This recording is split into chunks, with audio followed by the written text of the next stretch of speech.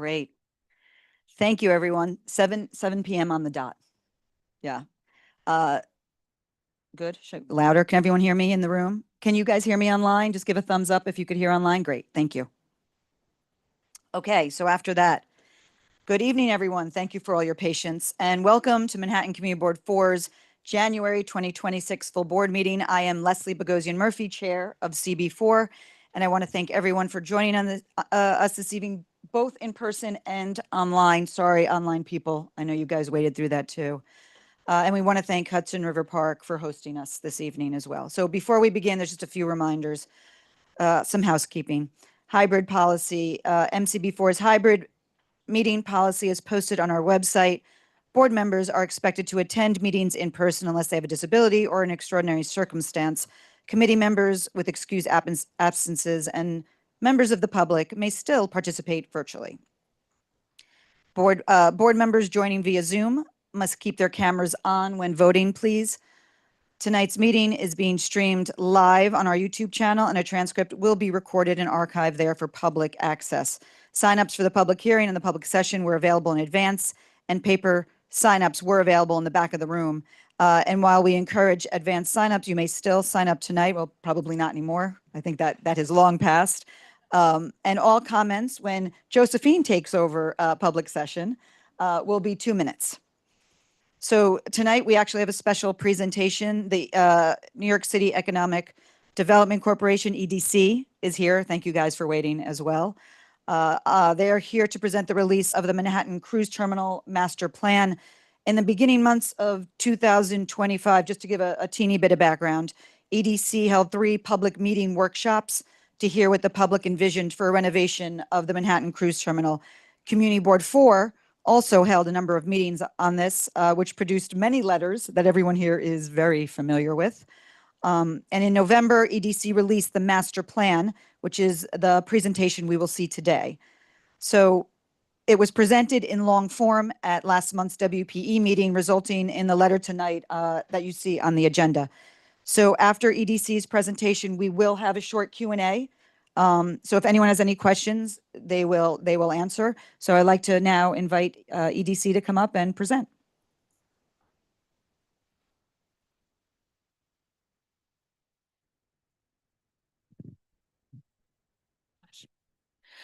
Good evening, everyone, and thanks so much for having us here. My name is Tara Das. I'm an assistant vice president with our government and community relations team.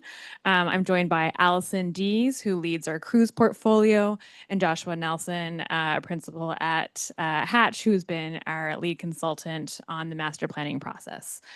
So as Leslie mentioned, we're coming after about a year of engagement, research, and work on developing a future vision for the Manhattan Cruise Terminal.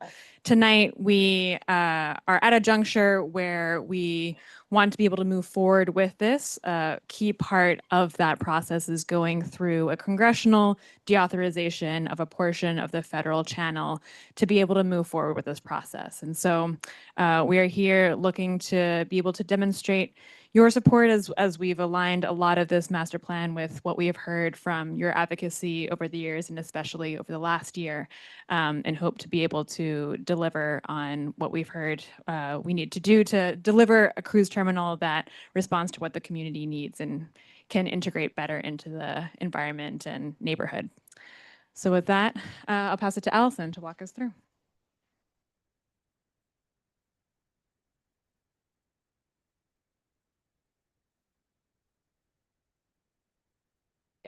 Yeah, I think you can go to the next one. Thank you. And as Leslie mentioned, we did present in December, sort of in long form, and have been asked today to keep it much shorter because there's a lot of things on the agenda. So we will be going through things a little bit quickly, but welcome questions. So the first thing is we're going to start out offering just an overview of what the plan is, talk about the needs and the process for this federal deauthorization. So to emphasize again, we're not here today seeking support for like the project in its totality. We will be here for years to come to work through many of the details of this project. Today is about kind of explaining this very first initial step, which is about seeking a deauthorization of a portion of the federal channel immediately surrounding the terminal. And that's what we need to continue to diligence this project.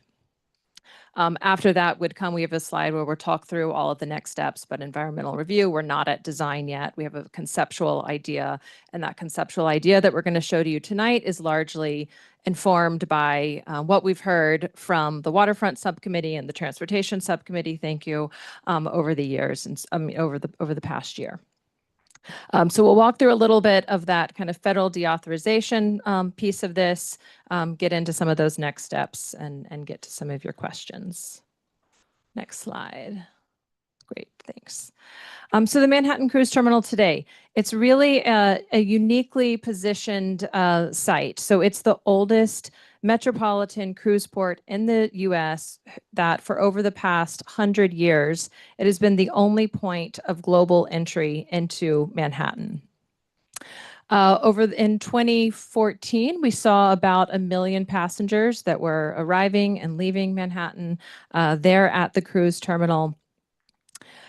People who are coming to the city for these cruises are oftentimes spending money. They're staying in the hotel. They're motivated to stay in the city for a couple days longer before or after their trip. They're spending money in the city. They're certainly staying at hotels. They're spending about $300 to $600 when they come here for their cruise. And this results in an annual economic activity of about $500 million to the city every year. There's also quite a few jobs associated with this industry, both the direct maritime jobs, but then also the support of restaurants and entertainment, especially in those sectors. And the cruise terminal is a really sort of visible reminder of the city's kind of historic maritime nature. There's a lot of revenue associated with the cruise terminal that does go back to the city to fund a number of the city's programs and goals. I think, and really we're looking at deteriorating conditions there at the cruise terminal that would jeopardize jobs and all of this economic activity. I think we can maybe go to the next slide.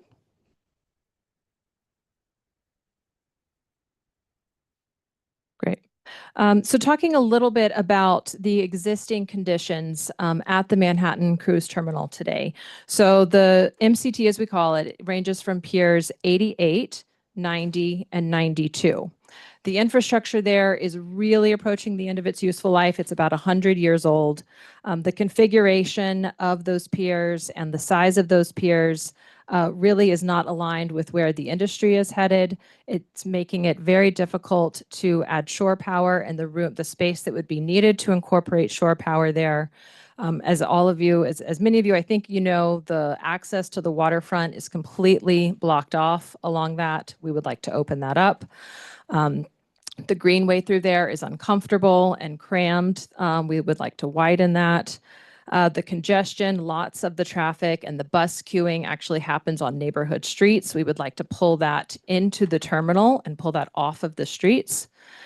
And then it's really undersized to meet the size of the modern cruise ships. So cruise ships today are actually much wider than they used to be, and somewhat longer, but definitely much wider.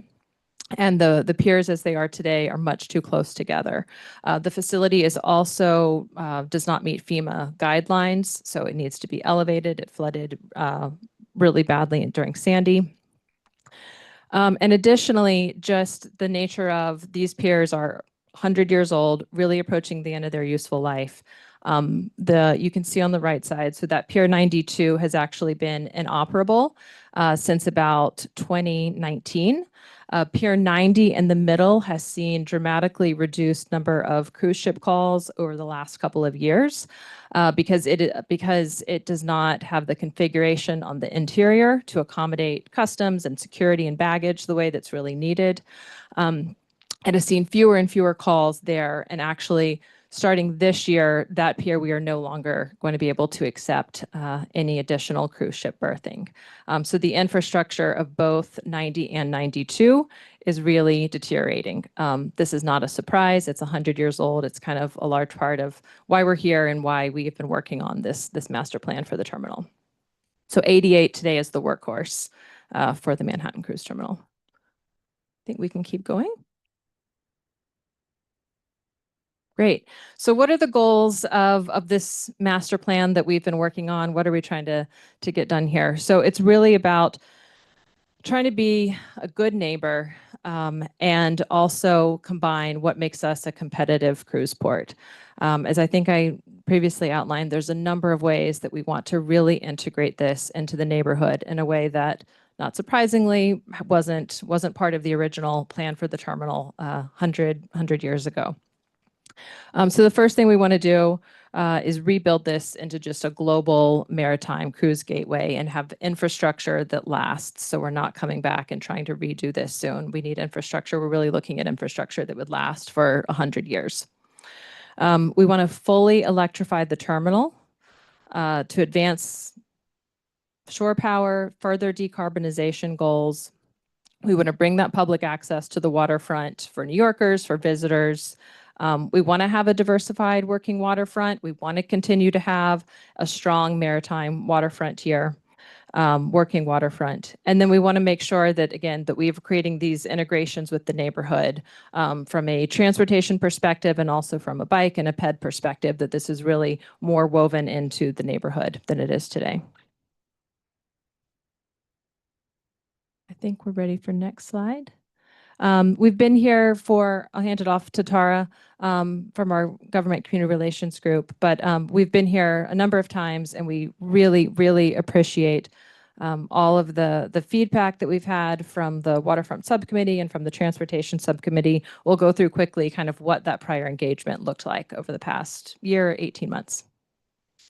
Sure. So we kicked off around a little over a year ago with a public workshop and a survey. We were very grateful to Community Board 4 for running that survey on Link NYC kiosks and getting that word out as much as possible, and got a lot of really great feedback throughout that process. Have since hosted an additional workshop, several interviews with a variety of stakeholders, and have come with different updates along the way where we are in the process. A separate work stream that is not represented on this graphic is also our tailored navigation, safety, and risk assessment outreach that we've done. We've held several workshops tailored to the recreational users of the waterways, the commercial users of the waterways, and have really built out a great body of information to inform us what we have known but haven't fully had memorialized as we do now, along in terms of what are the needs of waterway users, community members, and how can we produce a vision that really gets to address all of those aspects. If we flip to the next slide, we won't go through this in detail, but as you'll see, we have spoken to a large number of different organizations here. We'll send this around so that you all can parse through this in more detail. Go to the next slide. Great. Now I'll walk you through just a little bit about what the proposed redevelopment is. So we have we're on the other side of the master planning process, which really looked at hearing from the community about what was needed, hearing from the industry about what was needed, and as a result produced this plan. And so the biggest thing that you'll see here is that today we have 3 piers. And it actually was originally 5 different berths on those 3 piers. What we're proposing going forward is a total of 2 piers and actually 3 berths. And we think that that will actually satisfy the demand and the need, while also enabling us to add in all of the things that kind of help us achieve all of our community goals. So some of the things that you'll see that we really heard strongly from the community, shore power. We're going to be able to pull in shore power to this site. We're actively working on bringing power to the property line right now.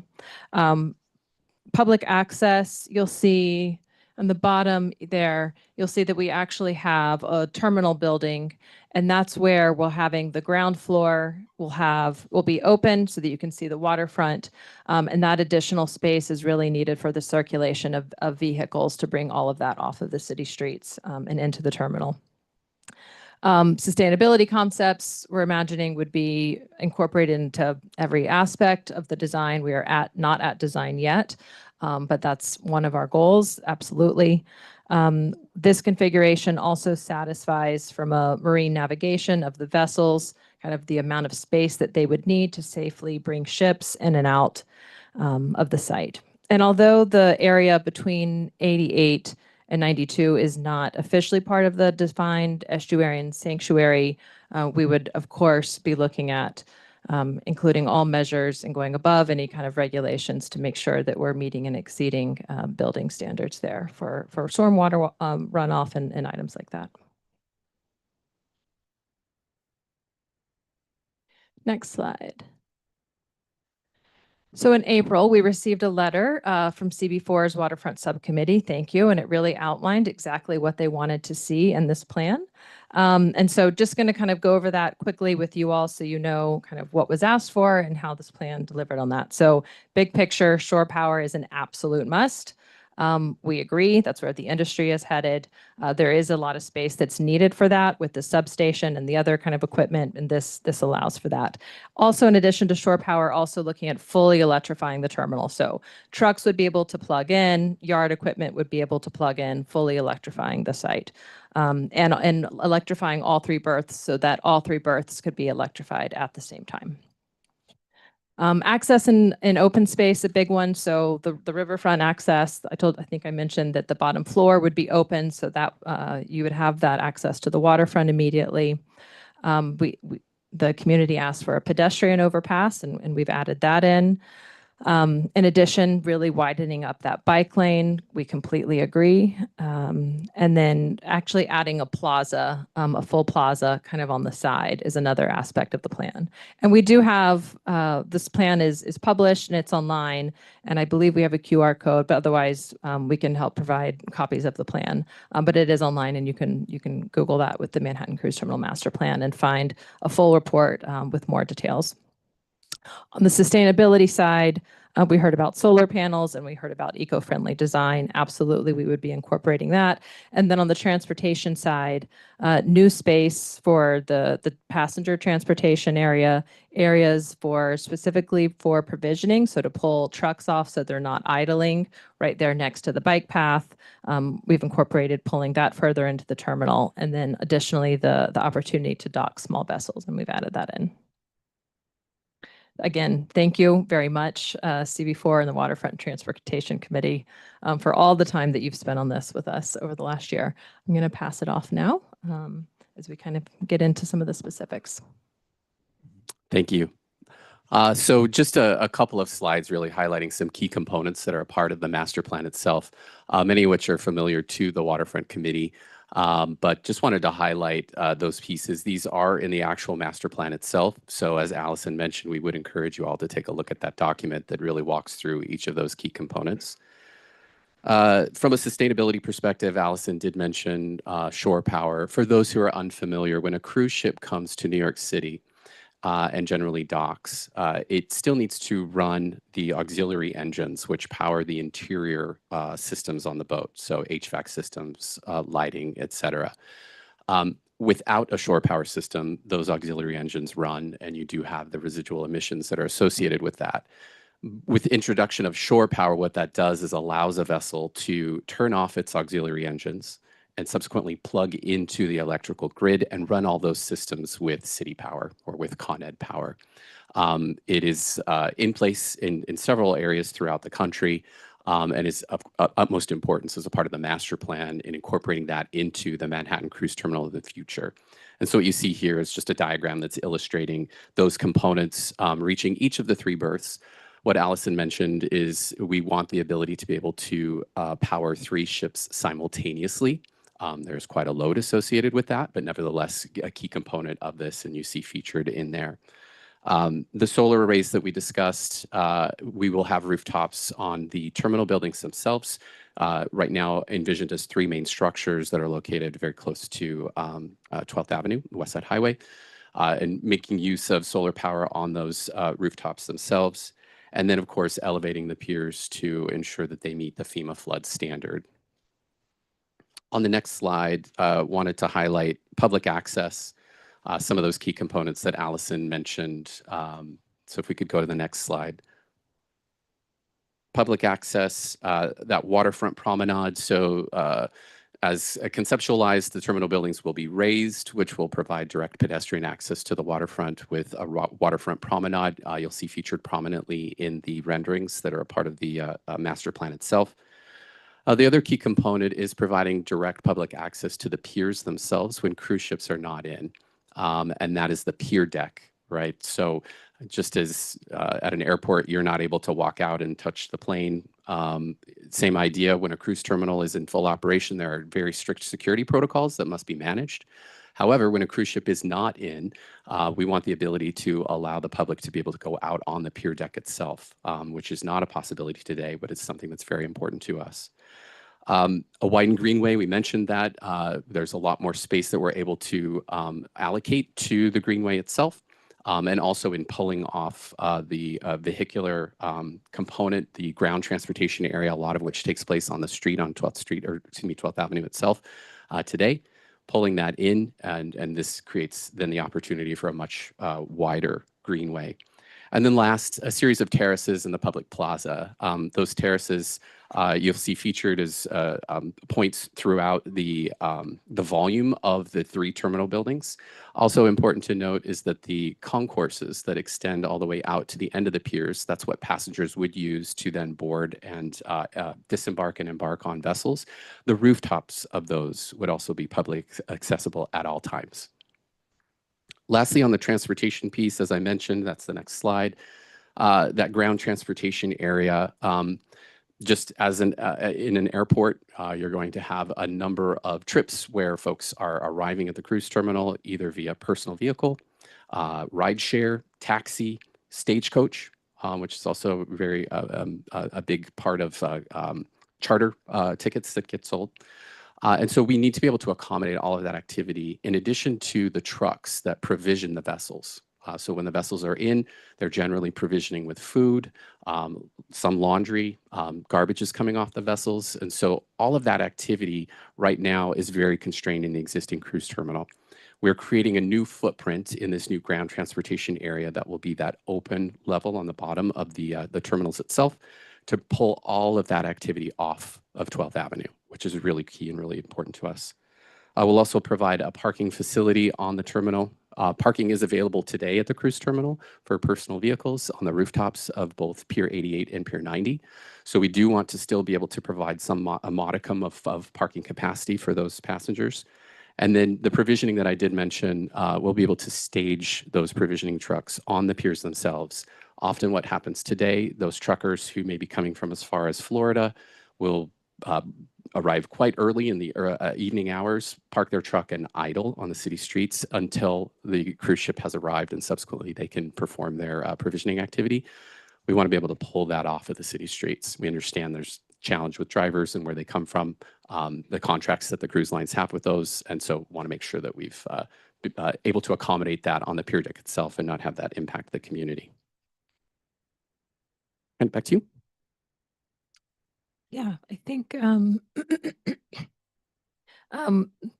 excuse me, over the next couple slides, we just have some of the images. We can spend, a couple seconds on each one. There's about 6 of them.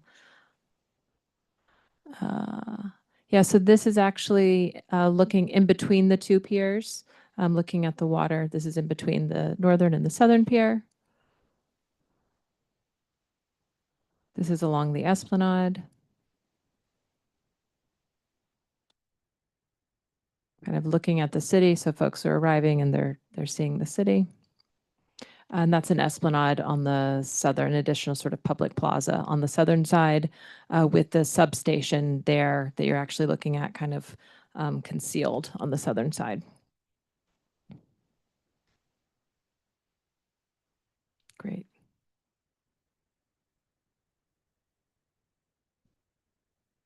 Great. So over the course of our process and our analysis, we took a look at a variety of different types of configurations, whether that was maintaining the same pier structure we have now, whether that's looking at a marginal pier, diagonal piers, offsite locations, et cetera. And all of the other options that we took a look at were either compromising of one of our two main goals, either not being able to integrate a lot of the benefits around traffic, pedestrian access, waterfront access, or enough space for shore power development, or it would be not being able to meet the standards and needs of where the industry is going. Given that this is a cruise terminal project, and this is a project that we wanted to be able to integrate all the feedback that we were getting, we landed on this configuration that you see here, which is bringing the land back out to its original line that you'll see in the bottom red corner or the bottom red rectangle, and building out dolphins and the pier is slightly longer to be able to accommodate ships. So this is not only to accommodate the size of ships, which are both wider and longer, but as well and equally to be able to bring the traffic and transportation systems within the footprint of the terminal, being able to have people access this site and have a plaza to walk on, being able to have space to build out a substation for this as well. And so to do this, as you will see here, we do have to deauthorize a portion of the federal navigational channel. This is a process that is not a city or a state process. It is a federal process that requires both Congress, both the House and the Senate to introduce language and vote on a change in legislation that essentially brings that part of the channel within our purview and out of the Army Corps' purview, and is processed for any type of in-water builds. Now, at this point, we don't know the exact details as to what would be the materials, whether it would be piles or what that is bringing that the footprint of the terminal out, but we do need to be able to understand whether we can move forward and build out into the federal channel to be able to move forward with this plan. So if we go to the next slide, what the WRDA process is an ability to for us to understand whether we can build out. This is not necessarily saying that full steam ahead, this project is happening as we are currently envisioning it. There's certainly a lot of detail that we will have to continue to develop, whether that's environmental impact, whether that's more traffic analysis for the exact systems. So this is just one piece of that process, but it enables us to understand whether we can move forward with the project as is being conceived of for now or no. A big part of this process is the navigational safety and risk assessment that I mentioned earlier. So what the Army Corps in their review of this request are concerned about is the navigation and safety components of building out into the water. And so for this stage of the whole process, we need to understand what are going to be the impacts on the commercial and the recreational users. So the workshops that I referenced earlier were our way of being able to understand and capture feedback that is not captured in the technical and data analysis that is also done and done thoroughly to understand what would building out further entail and how would that impact. I'll pass it over to the Hatch team to talk through these results in a little bit more detail. We also have the full report. It's 300 pages on our website. So if you want to get into a lot more detail, that is certainly available, but we'll share the high level takeaways for now. Thank you. And a point of correction, I think earlier I mentioned that people arrive to the cruise terminal via stagecoach. I meant motor coach, although that is it's quite a exciting cruise. I can only imagine if you arrived via stagecoach. Just a couple of things on the navigation safety risk assessment. As Tara mentioned, we've been working diligently with stakeholders on that as a part of understanding what the potential impacts would be of the cruise terminal expansion. And the very robust report is available. One thing we did want to highlight is some great feedback we've received from regulators, specifically the Coast Guard, in how robust we have been in doing a lot of good analysis with respect to the activity that is expected at the cruise terminal and what the associated impacts might be on vessel traffic up and down the Hudson River, right, which is a very active waterway, both from a commercial perspective and then from a recreational boaters perspective. One thing that we do want to highlight, and this is before accounting for any potential mitigations that might be instigated or that might be implemented as a part of the project. Some key highlights in terms of impacts to vessel traffic. We take a look at data. It's called AIS data, which essentially tracks the location of a vessel, its speed in the particular segment near the river, and the type of vessel that it is. One good thing is less than 94% of vessels that are transiting the Hudson today would have to alter their course if the terminal were to be built and extended as planned. Also, in terms of a risk perspective, there is a slight increase based on the risk model that we did in terms of elisions and collisions, and a bit of lingo here. A collision on the river is between two moving components running into one another. So you can imagine two ships or two vessels. An elision, however, is something moving, crashing into or colliding with a fixed structure, such as a pier. So a ship and a pier, for example. Marginal increase in the risk profile there. The last component is a grounding. A grounding, as you can imagine, is if a ship makes contact with the seabed floor. No risk whatsoever with respect to an increase in groundings associated with that. One key thing that we've acknowledged all the way, both in stakeholder outreach and in our communication with the community board, is we recognize the fact that a lot of recreational boaters do not have AIS equipped infrastructure, right? Kayaks and or paddle boards do not have that component, so they were not being caught in the model as we were doing those analyses. Therefore, the stakeholder outreach that was a component of that was just that much more critical, right, in order to understand exactly what those recreational boaters experience on a day-to-day basis, specifically with respect to the cruise terminal, but also in the context of the expanded terminal and what the associated impacts would be. So we do have on the next slide just some of the key mitigation efforts that folks have provided us as a part of that feedback. But it's important to note that this is just the start of that conversation. Those additional mitigation strategies will continue to come out of the work that EDC does as the project potentially advances. And that includes also taking a look at the vessel simulations. We did some desktop navigation simulations with the future design vessel, if you will, to understand what the implications would be of the terminal. And we'll even get into more realistic, what are called full mission bridge simulations with actual cruise ship captains, docking pilots, and others taking part in that exercise. So in terms of some of the risks that have been identified, very specific to recreational boaters and the potential mitigation measures, we won't go through each of them in too much detail, but understanding that the pushing someone out or pushing a recreational boater further out into the river exposes them to faster currents, understanding what the challenges are associated with that, and looking at the potential for incorporating waterside and landside safety teams. This is something that was suggested to us. Having folks out on the water that would be able to provide support in the event that there is an emergency or someone encounters difficulty when transiting near or around the Manhattan Cruise Terminal. Number 3 that you see there, the challenge with inadequate communication between not only vessel captains of cruise ships, but also the tug operators who might be providing fuel and or provisioning those vessels, and ensuring a better protocol between communication, whether it be through those entities or through the terminal operator, who is another entity that's assisting and monitoring cruise operations.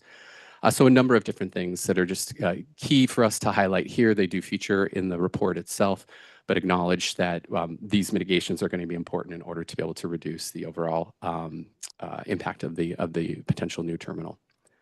So I think I'll turn it over to Tara to close this out. Great. So as you're well aware by this point, this is a very complex project and it will require multiple years of engagement with you all to hammer through a lot of these details. As I mentioned earlier, we are essentially at step 0 with this master plan. This is a vision to really articulate what we want to get out of this and will help inform us as we go through this worded process that we are now focused on to deauthorize the federal channel, and then will inform our conversations with private partners, public partners on funding, on design, et cetera. And so a lot of the details that I know are very important to all of us in this room will definitely be hammered out in a lot more detail as we get through schematic design. I'm forgetting the other stages of this. Schematic design, detailed design, entitlements, permitting. And so there will be a lot more conversation to be had. So thank you all so much for your time tonight. Thank you. Stay up here. You can stay.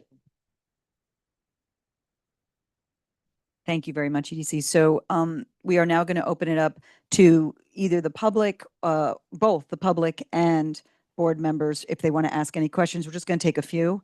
So because we've already had a nice long time on this, but if someone can get the JD, and then we'll go to Brian. If you have a mic, that would be great here.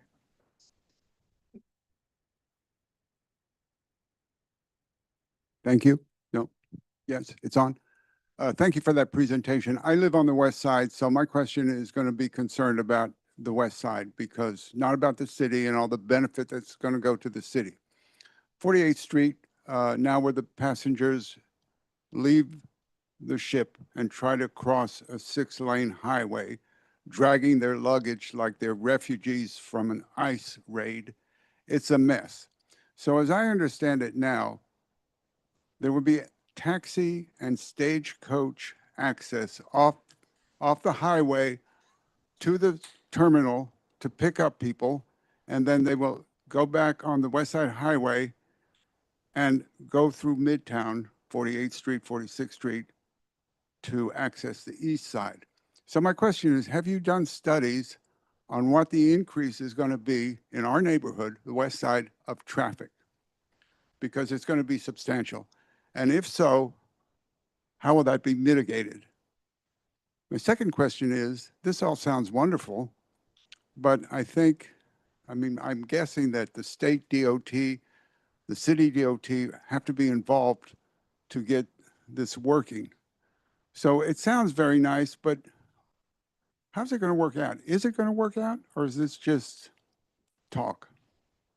I guess what I'm asking, are you in consultation with state DOT, city DOT, because there are going to have to be changes made?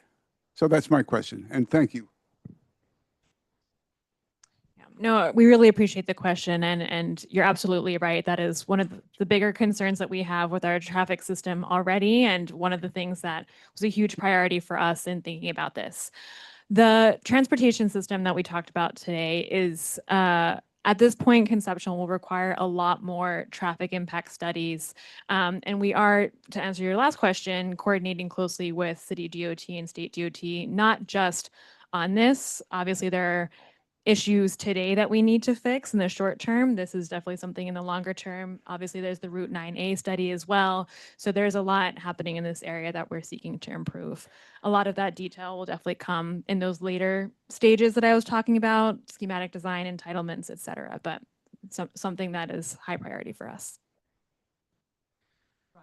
I wanted to understand how you're thinking about this power substation. Here's how I'm kind of thinking about it, and it affects power prices for all of Manhattan. So the interruptible contract fails, and the ships refuse to unplug during a grid emergency because there's a technical failure on one of those 3 ships or all of the ships.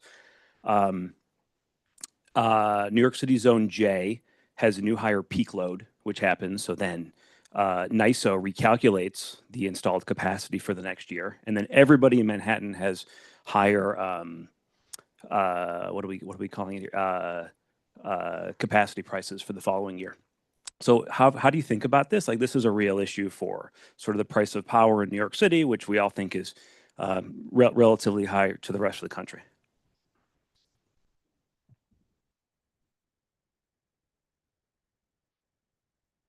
Hi, let me just kind of repeat how I understood the question to make sure I've kind of got it right. You're asking how are we thinking about making sure that installing shore power here is not going to result in higher prices for the individuals?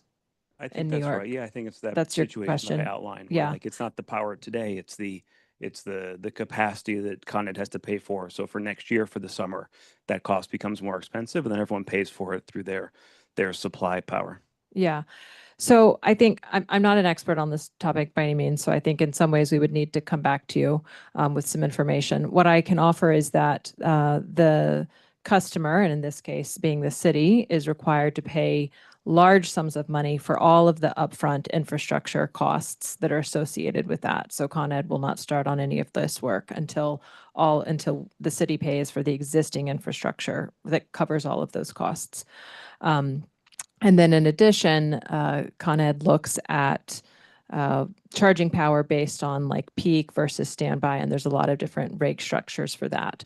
And I think that we would need to kind of make sure that we're addressing on a citywide level to ensure that they're not downstream impacts that you're referring to. Yeah, I think for me, I think the follow-up I'd love to see is like this installed capacity requirement for next year is a real thing. That's why the supply for power goes up each year.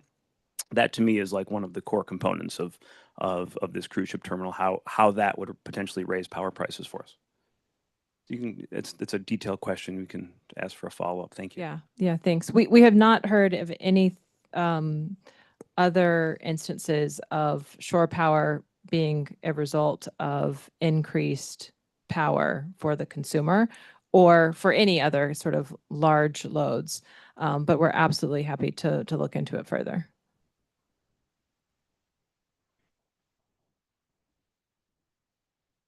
Anyone over there? Anyone on this side of the room? Yeah, if you have a mic.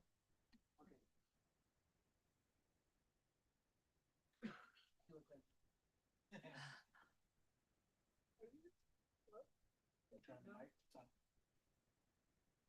Hold it. Oh, there you go. You had been speaking about cruise days and non-cruise days and days when the piers would be open to pedestrians.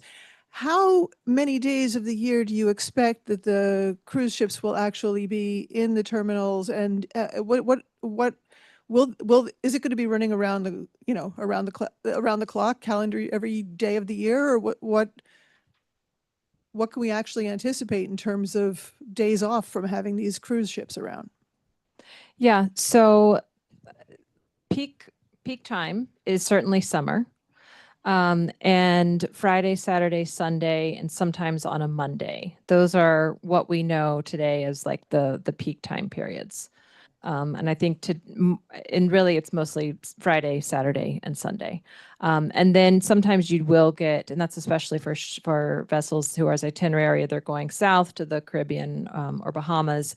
Sometimes you'll get other calls midweek, maybe if they're going to Bermuda or up to Canada, New England. But we wouldn't expect those at all three of the berths. So it's hard to say right now, but we can certainly offer like what is typical for the New York City market, which is a lot of weekend. Thank you. We only have 3 people online, so we're just going to go, we're going to do online. Max, sorry. Lisa, who's board member. Do you hear us, Lisa? Great. Go ahead. Unmute and go ahead.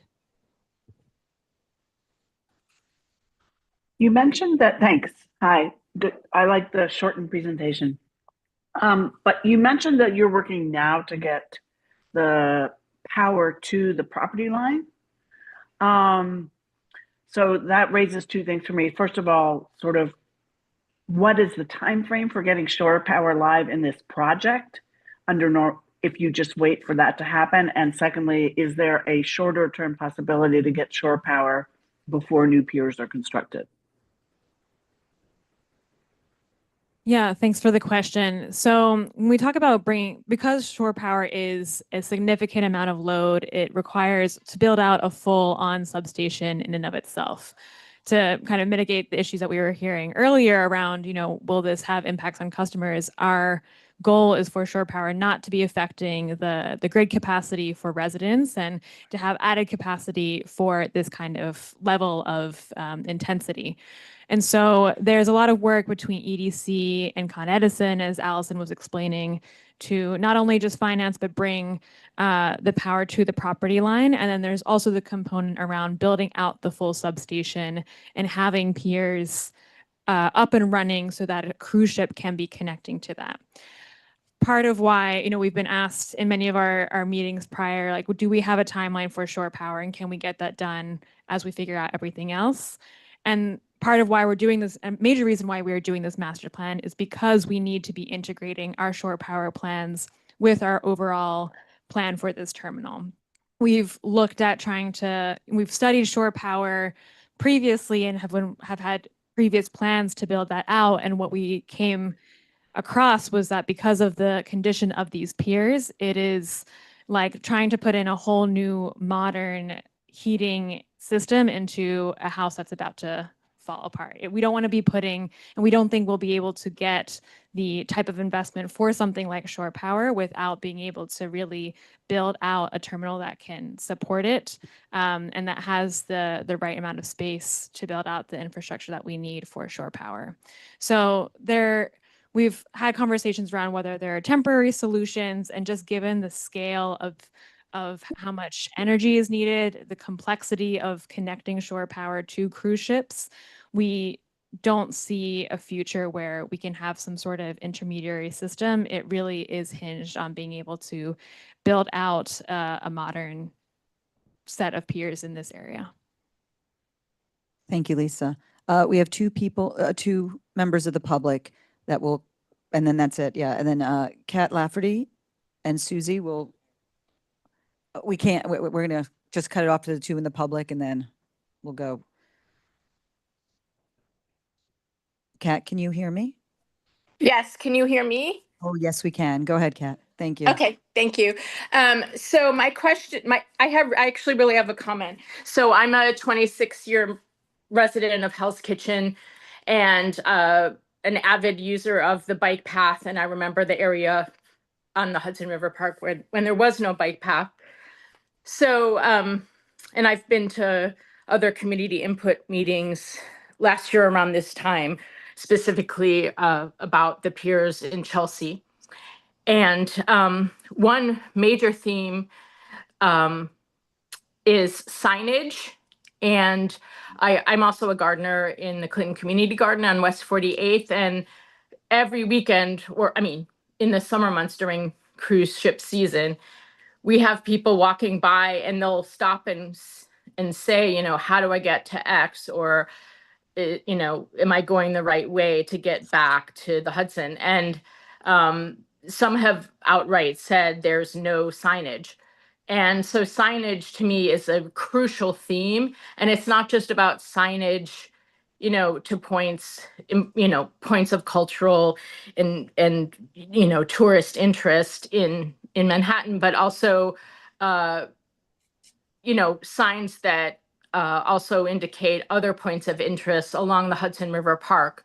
So my other point, so signage is a big point. And then the other point is, over these 26 years, I've watched in amazement all the, wonderful development that has been eco-friendly along the Hudson. And I really wouldn't want, a new project to cannibalize all of the amazing development, recreational development, cultural development along the Hudson. And so I really worry immensely about the environmental impact. I worry about impact to those who like to sail and who recreationally use the Hudson. And I worry about the impact on all the other stakeholders, who've poured in years and billions of dollars to make the Hudson River Park what it is today. And then lastly, I just think that we should not have to be subjected as residents of Hell's Kitchen. We shouldn't, near 3 blocks from the Hudson, we shouldn't be, having to live with the the emissions of cruise ships until they have plug-in capability. So thank you for bringing that up.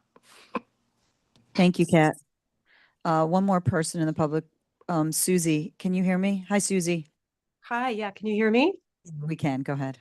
Hi, thank you to everybody who's put in a ton of time into this master plan. And thank you going forward for all your efforts. I have been paddling on this stretch of the river by the cruise terminal for 15 years, as well as overseeing programs to bring beginners to go right there every day.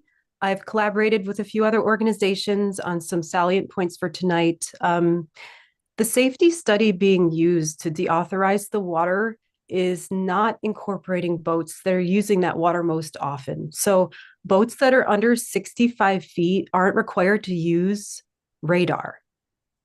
And if they don't have radar, they weren't included in the safety analysis. Traffic, collision possibility. And those are kayaks, small sailboats, motorboats, jet skis, and other human-powered boats.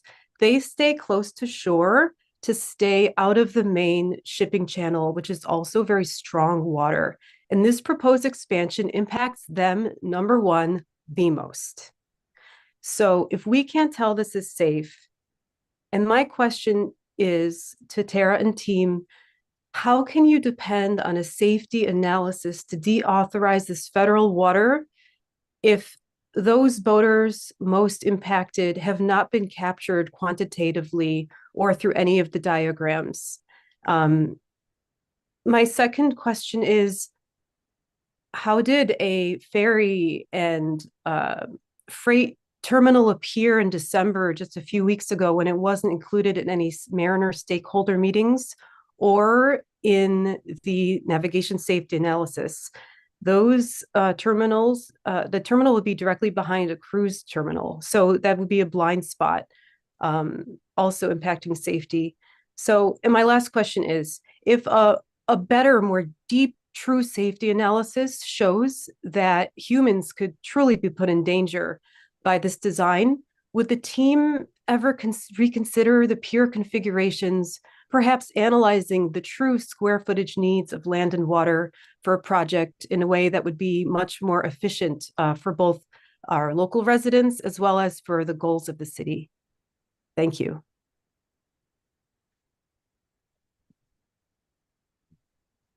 Yeah, this is Joshua. So with respect to the NSRA, as you may have seen, and I know, Susie, you've participated in a couple of our outreach sessions, so appreciate your input there.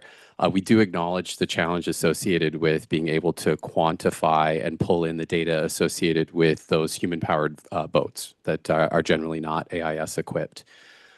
There's not really a standardized methodology for doing that, and that's why we've relied pretty heavily on the stakeholder inputs to understand what the potential impacts could be. You know, don't want to speak for EDC, but I understand that those conversations will continue in order to make sure that we're incorporating that as much as possible, but acknowledge the difficulty associated with that and welcome any comments or thoughts that folks have about a way to capture that. I think there were a couple of ideas that were shared in the last meeting in December that were under consideration, so appreciate the feedback. Thank you. Oh, are you? Can we? Yeah. We're okay. Thank you. Yes, thank you very much. Because you do have a public hearing on this as well that people can talk to. But thank you very much, and thank you to EDC for coming. We really appreciate it. We really do. And there is now a public hearing actually on this topic, and the public hearing will be held by Marty DeCat. You guys are not. It's not a Q&A. It's just people with public. So thank you. Yeah, thank you.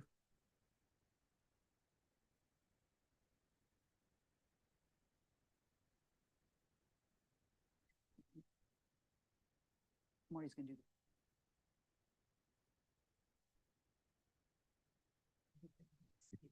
You should talk to Good afternoon, and I hereby open the public hearing. There are two folks here that have signed up, and you will have 2 minutes to speak. The first is Aaliyah, am I pronouncing your name correctly? Are you here?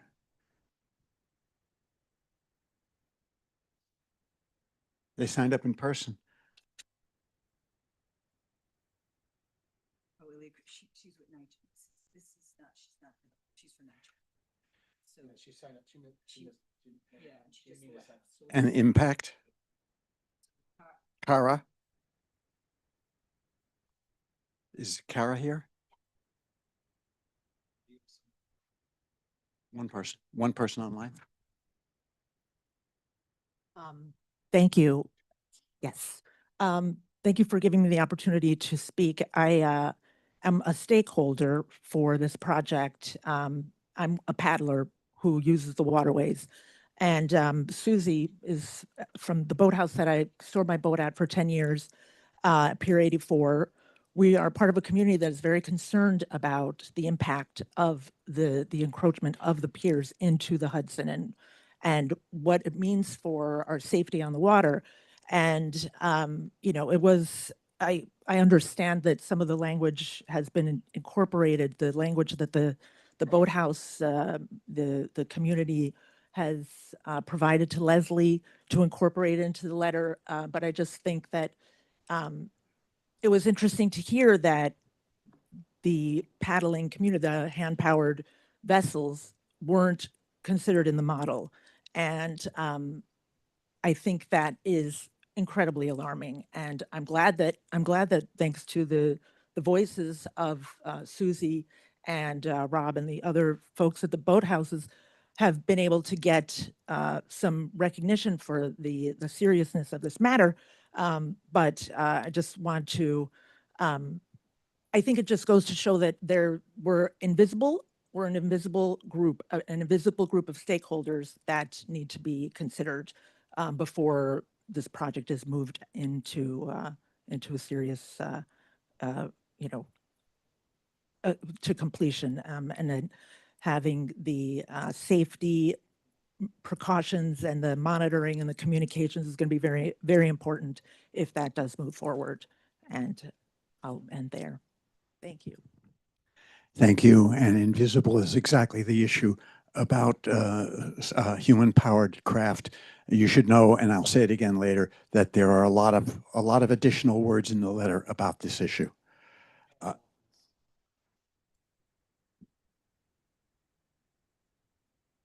Anna? Pam? Oh. Yeah, it's Pam. So Pam, you got 2 minutes. Well, thank you. I appreciate that. I like to think, should I introduce myself? I'm Pamela Wolf. I'm a public member of CB4. I serve on the Chelsea Land Use Committee. And I just dropped into this presentation. I have thought for quite a while on this subject, and it occurs to me, thinking wildly outside of the box, was it ever considered that these piers, the extensions of these piers, could be built cantilevered and be able to be retractable when they're not in use, which appears to be a good bit of the time, so they would not be obstructing and coming close to the channel of the river, my dear Hudson River? That was one of my thoughts. The reason, one of the good reasons for it, is that it interferes with the spawning beds of the I don't know if anybody remembers Westway in that battle, but the striped bass spawning grounds are in this area, and this would be an interference with that. That was one of my thoughts on the subject, and it also would just eliminate the danger for a good bit of the time of smaller river craft cramming into the piers, sticking out there into close to the middle of the Hudson River. And also it interferes with the view corridor, both upstream and downstream of our magnificent river. And those were my thoughts, and I just wanted to throw it out there. Thank you. Thank you, Pam. And you did it within 2 minutes. I don't think there's anybody else. Is there anybody else for this public hearing? Then I call the public. I'm holding on.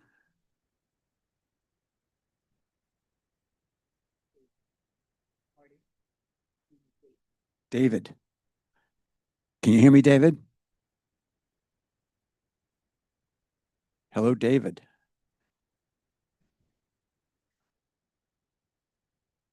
Are you muted, David?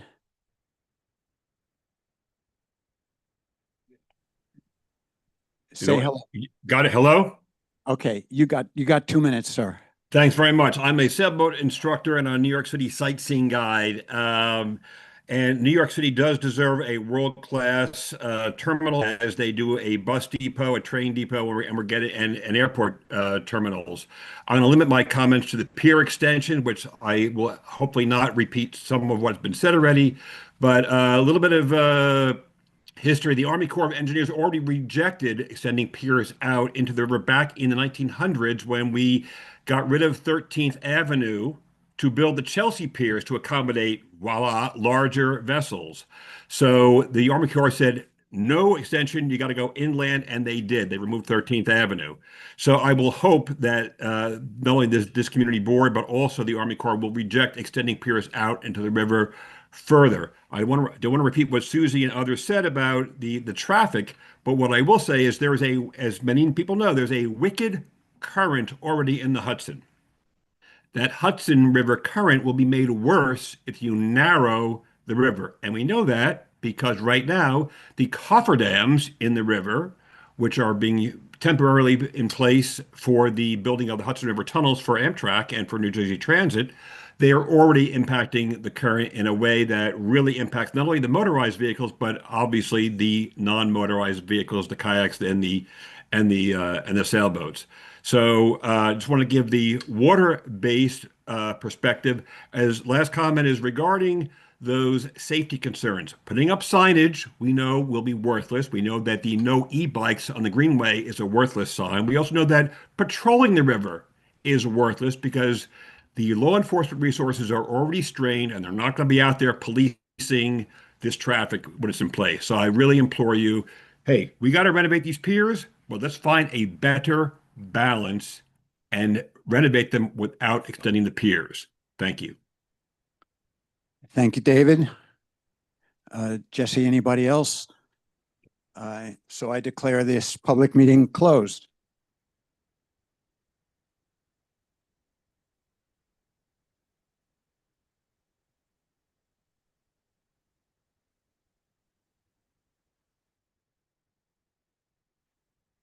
Thank you, Marty. Yes, we will now turn to our public session. If you are on Zoom and wish to speak, please raise your hand now so we can bring you over. And Josephine has the sign-up sheets. Thank you, Josephine. Thank you. Hello, everyone. Happy New Year. Welcome to the public session. I'm going to call 3 names at a time. If you can just come to the front of the room and line up. We are we're behind on time this evening, so apologies, but you'll be given 1 minute to speak. Okay, so the first 3 names I have are Miriam Pierce, Walter Krochmal, and Cherie Asinero. So if you can all come to the front, and we're going to begin with Miriam, and you will have 1 minute to speak. Is Miriam here? Okay. Hi.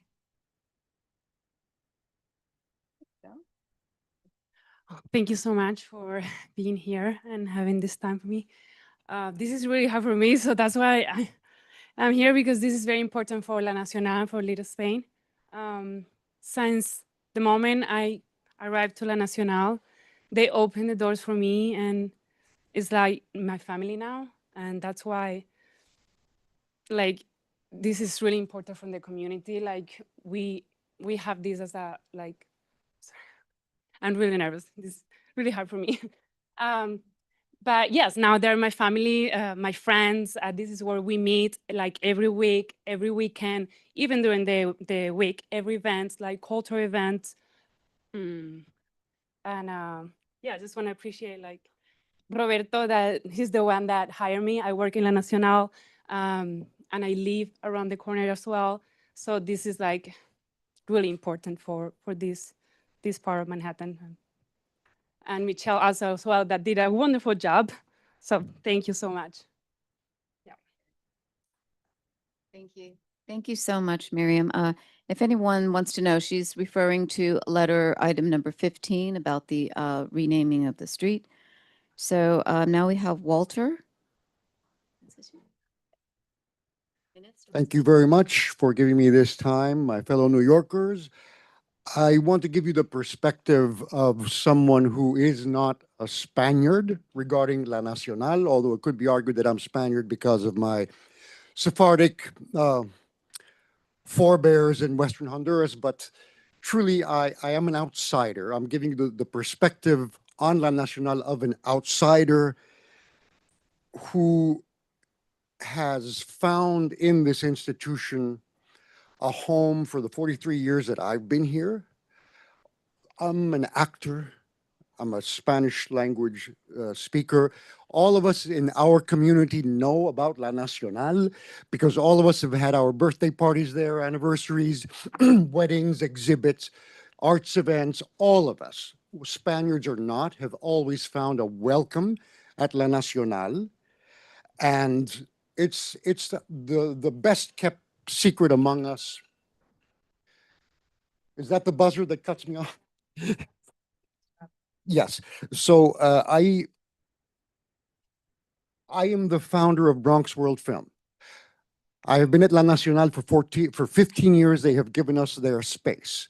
We are now outside of the shadows of being a little obscure organization in the Bronx. We've had 500 films from almost 400 directors from 90 countries over 15 years screened at La Nacional, and has allowed us to open up a platform where there are very few left of this nature in this part of downtown. So I urge you to say yes to the renaming of La Nacional for the sake of historic memory. What the Spanish community constructed that has allowed all of us who come under its generous umbrella to also find spaces that are scarcer and scarcer in New York City. Thank you all. Thank you. Okay. I'm sure I got your name. Yes, hi, my name is Cherie Acherno, and I am an organizer with Chelsea Neighbors United. Chelsea Neighbors United is a relatively recently formed group which is a part of the Hands Off Coalition in New York City, fighting against what the potential for ICE coming in and taking away our neighbors. We're a relatively new organization, and yet we already have several hundred people on our mailing list. We had a giant town hall last month that was, filled up the theater. I'm not going to go about the past. I'm going to go into the future because I only have a minute. We are. I have a whole lot of materials here. I'm going to leave them on the table in front of Inga. So if people want to pick them up, we have materials about Chelsea Neighbors United where you could sign up and become, get involved with protecting our neighbors against ICE. And we have upcoming trainings. Can I just quickly say, on January 10th at Saturday, January 10th from 11:30 to 1:30, and also from 3 to 5, we are going to be having business canvassing where we go around. We've already done this at several hundred businesses in Chelsea, and we're going to do more this coming Saturday, where we go to the businesses and explain to them how they can protect their workers, because there's people who work in the kitchens, work in the restaurants, undocumented people, and if ICE comes, they need to know how they can protect their workers. So we've been going to do business canvassing, and people are invited to come and join us and do the canvassing with the businesses. Very, very, very satisfying work. That's the first thing that's coming up. And also on Saturday, January 24th, from 11 to 1:30 at the Holy Apostles Church, we are hosting a training with Hand in Hand, which is a community group that will be helping people to protect domestic workers, home care workers, nannies, house cleaners, how to protect people in that community in Chelsea. And if you are interested in doing either of these, either the business canvassing or the domestic worker training, there will be the email is on, let me just say it out loud because there are people on Zoom who will not be able to pick up a copy of these flyers, but the email address is chelseaneighborsunited2@gmail.com. Chelsea Neighbors United #2 @gmail.com. You can contact that email to get on the list to find out more about these upcoming trainings and get involved with us. Help us to protect our neighbors from ice. Thank you. Thank you, Sherry. Okay, we have Max Vasquez, Rachel Lee, and Michelle. Oh, can't read that last one. Miron? Yes. So we're starting with Max Vasquez. You have 1 minute. I wish I had two, but okay. So quickly, my name is Maximino Vasquez. I was born in an area that was known as Little Spain, in which La Nacional is central to it. I'm 74 years old. I have here photographs of how, because I have to put this in content. Little Spain was really famous. The mayors used to come there. That's Mayor Beam, Mayor Koch, and that was a community of Spaniards that was in Chelsea and in the village. And those Spaniards, not too many people know, those Asturianos were the miners of Spain, and they built a lot of the tunnels and the subway system was built by them. Anyway, so a lot of people come to 14th Street, and La Nacional is where they come to visit. Who was here? Where is my family? What happened to them? A lot of tourists from Spain come also to pay homage to the block, and La Nacional keeps that. And so do I. I still live there. Thank you for sharing me.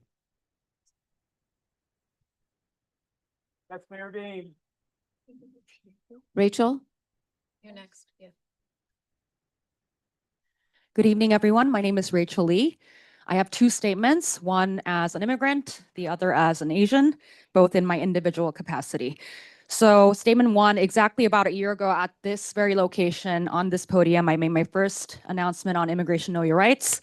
As Sherry mentioned, this is unfortunately ongoing. You may have heard on the news, a woman was shot to death in Minneapolis during an ICE raid, immigration crackdown.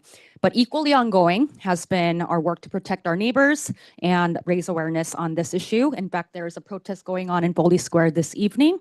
And tomorrow there will be an emergency press conference led by Assemblyman Tony Simone and others calling for the passage of the Melt and Raider Acts. Thank you to Jesse for sharing this information. At 12:30, stay tuned on ongoing updates at Foley Square. If you would like to join Know Your Rights efforts in our neighborhoods, whether it's outreach, patrols, printing materials, helping information sharing in your capacity, you do not need prior experience. And there are groups I wanted to highlight. One was Chelsea Neighbors United that you heard from Sherry. The other for Hell's Kitchen is Hell's Kitchen Hands Off Hell's Kitchen. We don't have a dedicated listserv yet, but if you're interested, please email me directly and we will add you to a secure group where you can communicate. My email is rachelleecb@gmail.com. The second statement, next Thursday, January 15th from 10 a.m. to 11 a.m., the Asian American Bar Association of New York is organizing a prayer walk in commemoration of Michelle Go. If you remember from 4 years ago, she was tragically pushed into the subway tracks and to her demise, and other victims of anti-Asian hate crimes post-pandemic. So the prayer walk will be led by her father and a reverend. We'll be meeting in the northeast corner of 45th Street and Broadway next Tuesday, 10 a.m. If you're interested in attending, again, please email me, rachelleecb@gmail.com. Thank you very much. Thank you, Rachel. Michelle. Good evening, everyone. Thank you, Chair and committee, Community Board. I apologize. So briefly, since I have a minute, La Nacional and Little Spain has been in the community for 150 years. Little Spain has stretched across West Village, Chelsea, and meatpacking, creating community stability and belonging in a city defined by constant change. Today, La Nacional remains not merely a vestige of this history, but a vibrant and active cultural institution welcoming descendants of the original diaspora alongside with new arrivals and New Yorkers with a shared interest in food, language, cultures of the Spanish-speaking world. Street co-namings create stronger neighborhood identities, celebrating local heritage and fostering a sense of belonging in diverse communities. There are several multicultural enclaves that have been recognized across New York City, such as Little Italy, K-Town, Little Senegal, Little Pakistan, Little Brazil, Little Colombia, Little Haiti, Little Odessa, just to name a few. There is a clear precedent for recognizing multicultural enclaves, and I respectfully ask that the community board co-name the northeast corner of 14th and 8th Avenue La Nacional Little Spain. Thank you. Okay, we have Elizabeth Ferdinand, Kevin Collins. Kevin, no, that's not Kevin. Let's see. Did you sign up? Oh, okay. Okay. And Hester Vasquez. So Elizabeth. Hello, everyone. My name is Elizabeth Fernandez, and I have a personal story to tell about La Nacional. My grandparents met, they both came from very rural villages in northern Spain. They met, okay, sorry. They met at a picnic that La Nacional sponsored that took place in Staten Island. And then that was we became sort of members. For the past 100 years, people in our family have been active members. I remember going there as a little girl to parties that would be filled with, smoke and paella and all kinds of things.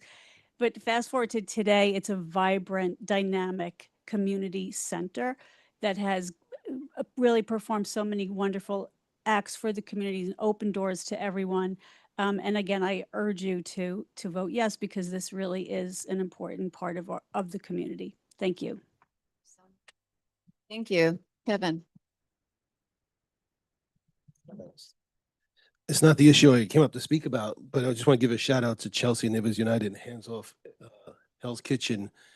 We have to enforce our rights and stick up for immigrants in this country, and I encourage folks to follow up with that. But I did come up here to speak about letting people know there's an opportunity to be involved upcoming this month with HOPE, which is the Homeless Outreach Population Estimate.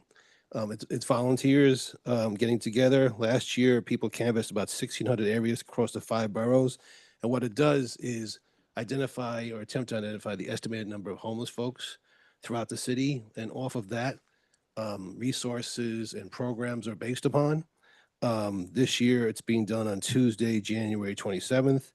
If you want more information or to sign up, you can go to nyc.gov/hope, nyc.gov/hope. It is an overnight thing. You usually report there around 10 and it goes into past midnight into the morning. If anyone wants to join me, I'll be meeting at the site of Manhattan Times Square on 43rd Street. And when we're done, we can go see what diners are open later on in the morning. And, the city never sleeps. We'll go there and grab a bite afterwards or a drink. All right. Thank you. Thank you, Kevin. Hector.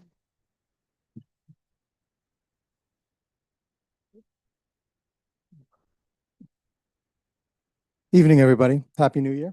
My name is Hector Vasquez. Firstly, I wanted to give a shout out to La Nacional.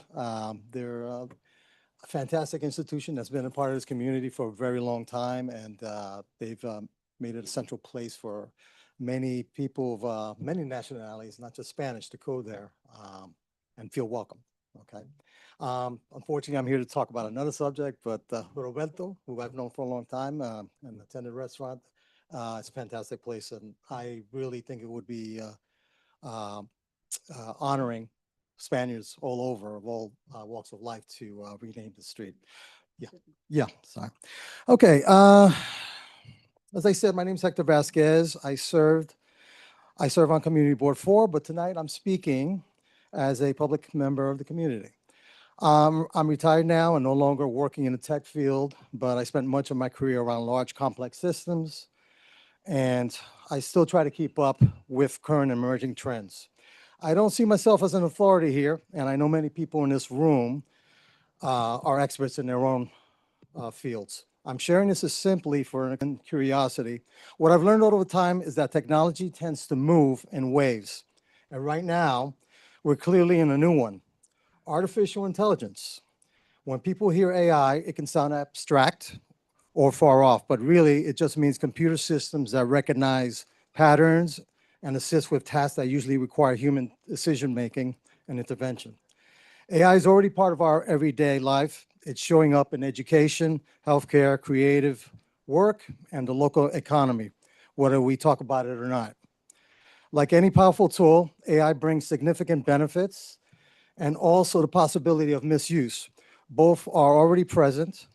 We're seeing real progress in areas like medicine, accessibility, and research, and at the same time, confusion when people don't have context for how these tools are being used. Yeah, I'm going to wrap up.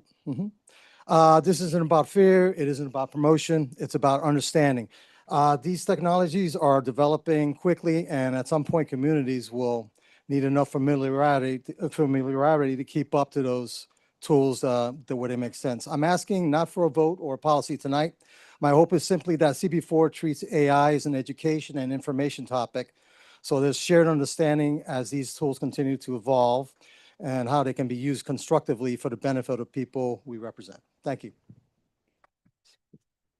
Thank you. All right. Next we have, I believe it's Amber, Miss Scotia, Nixia, Rocco Sands. Oh, Rocco Sands, did he speak already online? No. And Libra Jimez. So it's Amber? Okay, great, thank you. All right. Hi, good evening, everybody. Thank you, Community Board 4. My name is Amber Nicosia, and I am here this evening to speak in support for La Nacional Little Spain. Recognition matters. It shapes how we see ourselves in the community that we live in, and it helps us reinforce pride in our heritage and our culture. By supporting the street naming, there's an opportunity to recognize La Nacional's history, recognize the vibrant Spanish community that continues to live in Chelsea, and equally important, provide a visual marker that all Spanish speakers will continue to be welcome in this community. I hope that you will support our petition.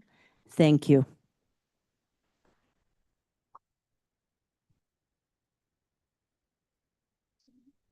Rocio Sands. My name is Rocio Sands. Thank you for the opportunity to speak. I'm speaking in support of the co-naming of the corner of 14th Street and 8th Avenue as Little Spain La Nacional. My name is Rocio Sands again, an area business owner, a neighbor resident for many years, a full board member of Community Board 2 Manhattan for 26 years, where I sit on the Traffic and Transportation Committee, which oversees street co-naming applications, and a longtime supporter of Little Spain and La Nacional. I'm speaking in my personal capacity, not representing my board. My family's roots go back to January 8th, 1959, 67 years ago tomorrow, when my husband Jimmy arrived from Spain, being one of the thousands of Spaniards, immigrants who arrived in New York City to build a new life. Living on the same block as La Nacional, being a member of the organization is where the seeds for his entrepreneurship were planted. With nothing in his bags except some family photos and no money at all, he was able to grow and become a successful businessman. You can say that hard work, motivation, and support guided him to be able to accomplish success. Jimmy represents the real meaning of what the American dream is and what the land of opportunity symbolizes. This is the same place where we met many years ago. For over a century, the stretch of 14th Street between 7th and 8th Avenues was known as Little Spain. At its heart stood La Nacional, the Spanish Benevolent Society, founded in 1868, almost done, and the oldest Spanish cultural institution in the United States, located at 239 West 14th Street. La Nacional has been a beacon of support, offering shelter, jobs, healthcare, and community to generations of newcomers arriving at nearby piers. It welcomes artists, hosted cultural events, and served as a social and cultural hub of thriving neighborhood filled with Spanish restaurants, shops, and of course, the historic Our Lady of Pompeii Church.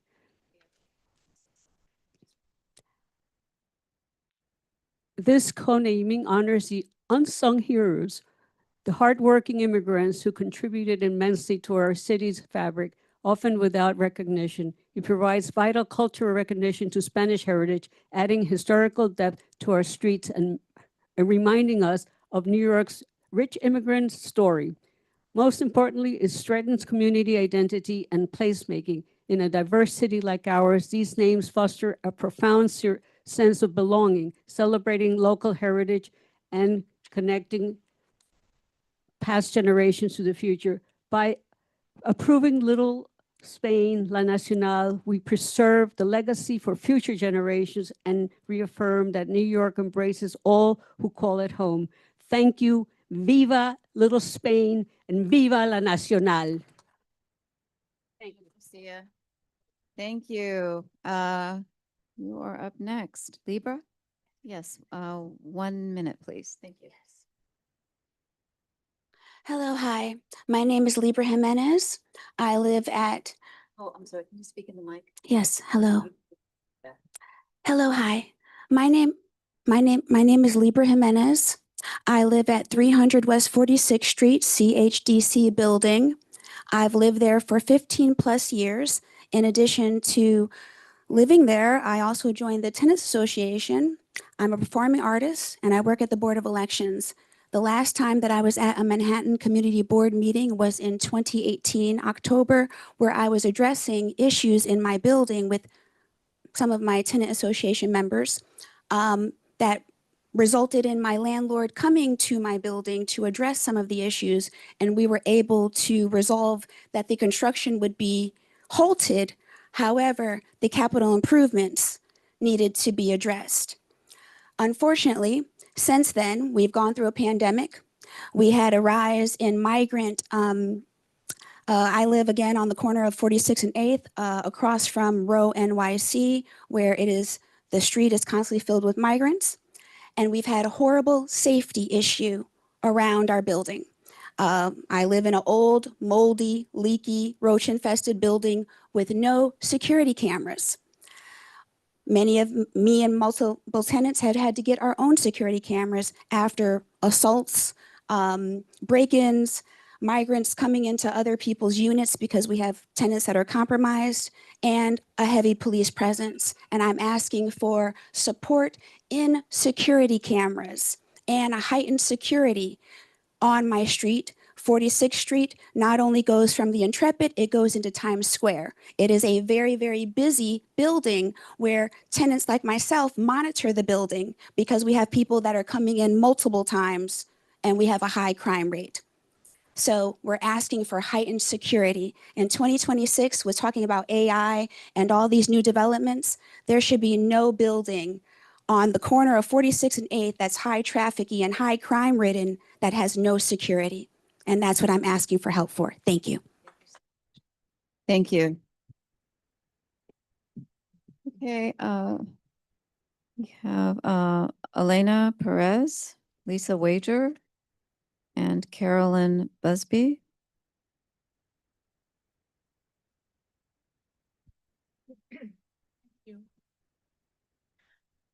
Hi, everyone. I'm gonna keep it very, very short.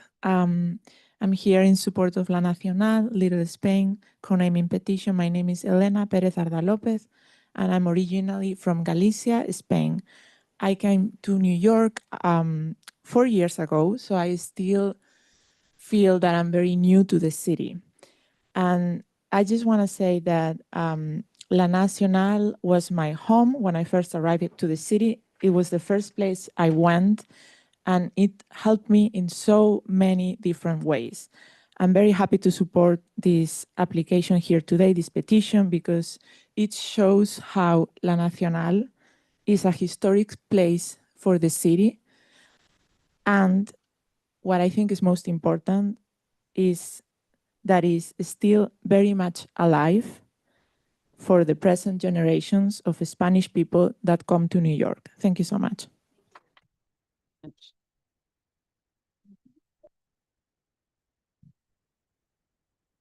Hello, I'm Lisa Wager, Director of Government Community Relations at the Fashion Institute of Technology, the SUNY College on West 27th Street between 7th and 8th, with the Residence Hall on 31st Street west of 9th in the district. Happy New Year. I'm here with an FIT update. I've got 2 exhibitions on campus to tell you about. Both, of course, are free and open to the public. On Friday, January 19th, NYC Animation and Game Design Showcase is opening in the Art and Design Gallery at 7th Avenue and 27th Street. It'll be up for a month. Some of the most well-known animation and game design was created right here in the New York City area. And did you know that FIT had the first New York City animation and game design bachelor's degree program, and it's been graduating students since 2022, excuse me. That's before NYU and Parsons, and of course, we're public. It's a small and intense major with 20 students a year, and they're working on The Tonight Show, on CNBC, doing on-air graphics, and at Titmouse, the largest animation studio in New York, located on West 30th Street. Okay, give me 10 seconds. I'm going to be tight here. The Animation and Game Design Showcase will focus on the work that FIT students, alumni, and faculty have created at FIT and in the local industry, bringing together an exhibition of concept art, character design, animation, and yes, playable games. Please stop by and have some fun. And next month, I'll tell you about the other thing I was going to say. Thank you, Lisa. Thank you so much. Caroline. Hi, my name is Caroline Busby. I'm a resident of Chelsea, and I'm also a member of the Manhattan Solid Waste Advisory Board. For those who don't know, each borough has one of these boards except Staten Island. And we work to support our borough in achieving New York City's zero waste goals. So this is related to, but not connected to, agenda item 14, which is MCB4's letter to DSNY and their 2026 draft solid waste management plan, or the SWAMP. But on behalf of the Manhattan and Brooklyn SWABs, I'd like to invite our community to a hearing that we're hosting next Monday, January 12th, 5 to 6:30 p.m., both virtually and in person at Brooklyn Borough Hall. We'll be hearing from members of the community, local organizations, and individuals, collecting feedback on what we would like to see changed in DSNY's plan. So I encourage folks to attend. If you need the information, I'll be sticking around.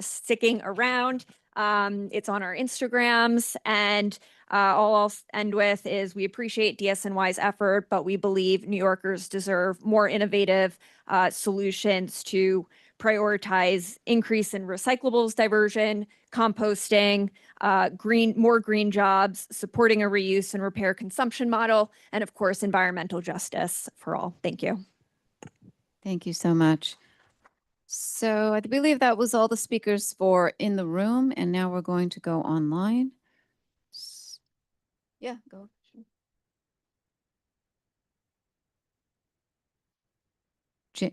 James Daniel Fernandez. Oh, thank you. Good evening. I'm James Fernandez. I live in the Village, and I'm a professor of Spanish literature and culture at New York University. You heard from my sister a few minutes ago. Both of us can say without exaggeration that we owe our lives to La Nacional and Little Spain, because as my sister said, our grandparents, our paternal grandparents, came as single people to New York in the early 1900s to look for opportunity. And it was in the spring of 1920 that La Nacional organized a picnic where Carmen met Jose, and the rest is history. So La Nacional and Guadalupe and Casamoneo and Little Spain was an important touchstone for my grandparents' generation. It was there for my parents' generation and for my aunts. It was a presence for my sister and I and our cousins. And now, thanks to the incredible efforts of people like Rob and Michelle and other people at La Nacional, it's there for our children. But I wanted to say a very brief word, not just as a personal, not because of my personal connection to La Nacional and Little Spain, but because as a professor of Spanish culture, I've spent the last 20 years studying the Spanish diaspora to the United States. Very few people know that tens of thousands of working class Spaniards came to the US between 1880 and 1930, and they established themselves in tight-knit communities all over the country, from Barry, Vermont to Monterey, California. The two largest enclaves of Spaniards were New York City and Tampa, and the most important enclave within the enclave was around the west end of 14th Street. New York has not really recognized this important historical moment of this incredible story of Spain-US collaboration. Tampa has done a much better job recognizing the history of Spanish immigration to the city, and it would be an honor for the city itself and obviously for all of us if this street naming were to be approved. Thank you very much. Thank you, James. Jorge, friend? Jorge? Hello, good evening. Can you hear me? Yes. Hello, how are you? Good evening, and thank you very much for having me. It's an honor and a pleasure. My name is Jorge Fren, and I'm the Deputy Consul General of Spain in New York. And obviously, I'm here to support the renaming and the recognition of Little Spain, La Nacional. I would say very briefly that as members of the Spanish Foreign Service, we witness every day how all over the American continent, the Spanish migrants traditionally created a network of institutions, such as La Nacional, that provided protection and inclusion for newcomers. So in a way, I would say that they have been, and they are already still the real ambassadors, the true diplomats through their work towards and in favor of migrants, as well as the improvement of the relationship between our two countries. So in New York, as a non-profit organization, La Nacional has been doing that for 157 years now, 100 of them at the location in the heart of Little Spain, and has been able to adapt to new realities and to transform into a vital cultural and community center that is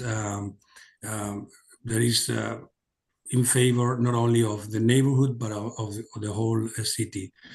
We really consider that conaming would not just be honoring an institution or a building, would be honoring all the members across or throughout the years, as well as the New Yorkers and visitors from all around the world that have benefited and enjoyed with La Nacional thanks to its impressive work.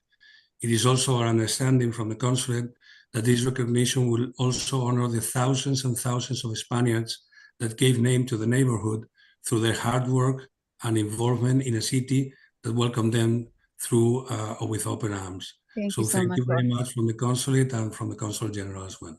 Thank you so much. Thank you. Who's next? Kim Sheridan Dugmore. Kim Sheridan Dugmore. Hi, everybody. Hi, you have 1 minute. Thank you. Thank you. I'm speaking tonight. This is a subject that's close to my heart. Today, we're not simply proposing a name, we're honoring a legacy. Naming a New York City street La Nacional, Little Spain, is an act of recognition for a rich cultural history that has helped shape this city and this nation. It is deeply personal to me because my second great-grandfather, Serafin Sanchez, was among the young visionaries who helped build that legacy. When Serafin was just 28 years old, he partnered with his close friend, Ignacio Haya, to start a cigar company in New York. And with little more than skill, trust, and an unshakable belief in one another, they built a business driven by ambition, sustained by solidarity, and guided by hope.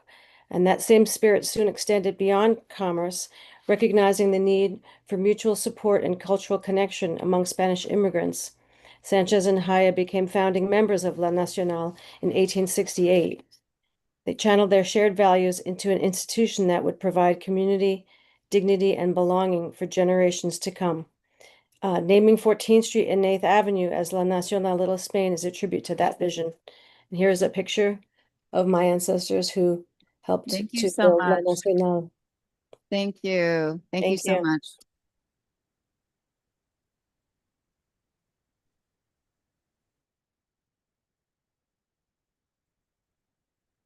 Javier, could you please state your name and you have 1 minute? Thank you. Hi, good evening. Can you hear me? Yes. Great. Thank you for giving me the ability to speak today on support for La Nacional. I'm from Spain and I'm actually here, and it's very worth it to stay awake and speak at after 2:30 in the morning on behalf of this great cause before I return to New York next week. For many of us, La Nacional is not just a building or a restaurant. It is a part of Spanish history in New York. It's where we gather, where we celebrate, and where we pass our culture on. Personally, I've done things like watch Spain games, eaten the 12 grapes on New Year's Eve. I've marched on the Hispanic Day Parade. I've attended a wedding, flamenco events, theater. I met friends there. I even have a friend who met his long-time partner there. So it's a place that beyond our personal stories represents something for all of us, represents Spanish legacy in New York City, and a living example of how immigrants can shape New York. Co-naming the corner of 14th Street and 8th Avenue as La Nacional Little Spain is not just honoring a building, it's honoring a legacy, a history, and a community that is very just much alive. Thank you, thank you so much. Javier. Thank you so much. Who's next? I'm sorry. No, Nicole Parofsky. Nicole? Yes, good evening, everyone. My name is Nicole Parisi, and I'm coming to you from the Capital Region of New York. I work at the state capitol, and this news has traveled all the way up there. Assemblywoman Glick has recognized La Nacional here in the New York State Assembly. But I also have my own family connection. You heard from two of my cousins earlier. My grandfather, Jose Fernandez, was one of the beginning members there. So our family is a centennial family. Many of our family events have happened there, and it's means so much to us. When I visit New York, it is my favorite place to go enjoy a tortilla española and a vino tinto. And we really appreciate the opportunity to express our support for the renaming of this, to capture our heritage, and to make sure that it is set out for our children, our grandchildren, and the future to come. I appreciate your time tonight, and I hope that you will consider supporting this as well. Thank you so much, Nicole. Next. Rafael Corres. 1 Yes, minute. thank you.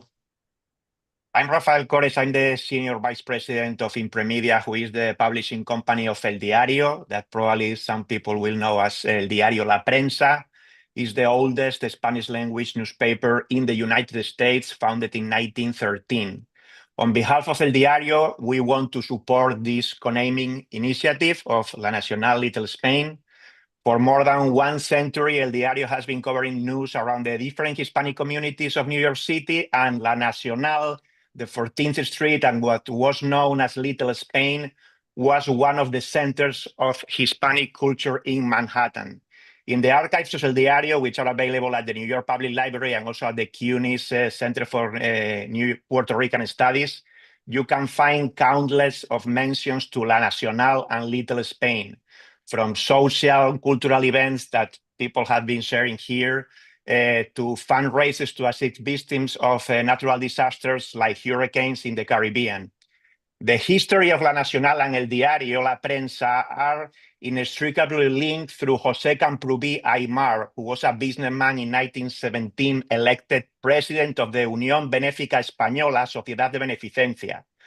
That same year, this man bought La Prensa, who was a weekly, and he invested in that weekly newspaper to make it a daily. That newspaper so grew much. later Rafael, to be El Diario La Prensa. Okay, sorry, I'm going to finish in 10 seconds. What I'm saying is that the links of La Nacional and the newspaper of the Hispanic community in New York City, and the oldest newspaper in Spanish in the US, is still a daily that prints 5 days of the year. They are linked. And on behalf of El Diario La Prensa, we want to support this initiative. Thank you so much. Thank you so much.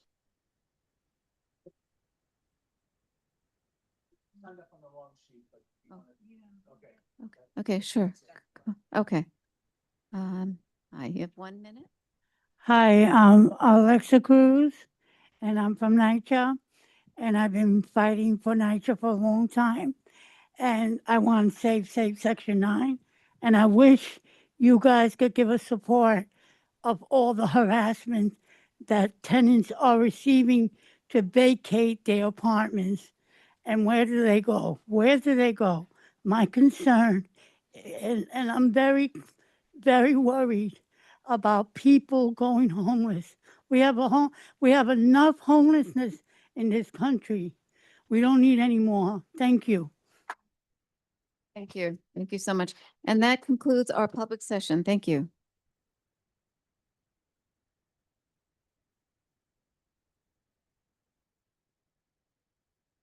Thank you, Josephine.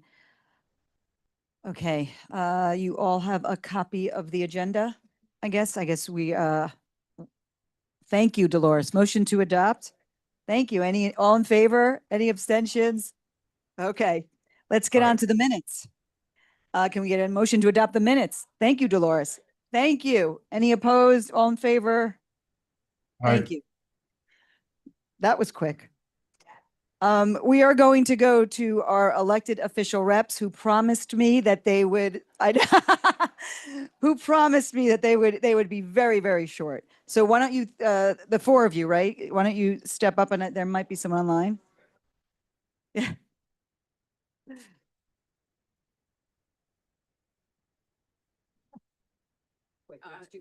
30 seconds. Okay. I'm EE1. I'm still with the BP's office. The current BP is Brad Hoyman-Siegel. So we're still in the transition period.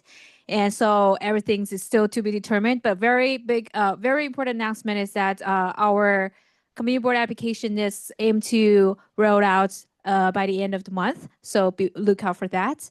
And also that I'm going to sharing with you that our new community affairs director name and information. You can just come to me. Her name is Marielle Alley.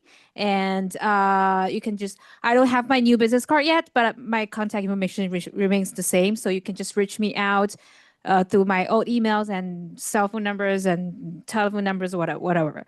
And also that the new BP is scheduled to visit, to attend the next community board, full board next month.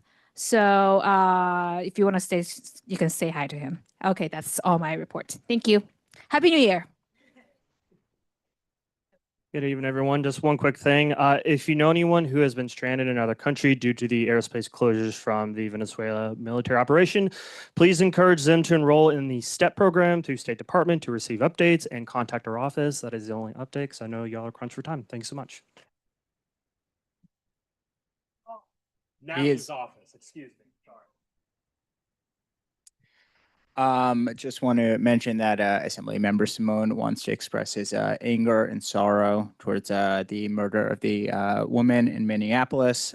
Thank you, Rachel, for mentioning we are having a press conference tomorrow at 12:30. That's going to be at 26 Federal Plaza, which is just across from Foley Square between Broadway and Duane Street. We have legislation on this issue. The MELT Act, which bans law enforcement, including ICE, from wearing masks, and the Immigration Enforcement Radar Act, which creates a database of immigration enforcement action by New York State, or the state creates the database. Thank you. Thank you. Thank you. All right. Hey, everybody. Quentin Halbrunner from Eric Botcher's office. In a matter of seconds, we might get Eric Botcher from Eric Botcher's office. So I'm going to speak incredibly briefly because he's going to have more to say than I am. But I do want to say thank you, everybody, for coming. But he did, if nothing else, want to get two congratulations, both to, well, Speaker Julie Mann, and also congratulations to Leslie for her new role. And if nothing else, I want to make sure we say that. And Eric will join in a few and say a little bit more if that's possible. We do have one more online, Peter C. from the DA's office. Peter, can you hear me? He's over, right? He's coming over. Hi, Peter, can you hear me? Peter, if you can, you're on mute. Oh, there Yes, I can hear you now. Good evening, Hi. everybody. Yeah, can we have some brief comments? Because Yes, we're running. very brief. I'm just going to mention one thing that Governor Hochul has signed the Support Act that was sponsored by then State Senator Hoylman Siegel and Assemblymember Simone. And Hannah District Attorney Bragg supported this. And this is in relation to they were working with Justin Go, where her daughter was tragically murdered. Following on what I think it was Rachel Lee was saying, we will be at the vigil next week also. So thank you very much. Thank you, Peter. And we do see that council member is on. Eric, can you hear me? You're on mute, just so you know I know you, there you go.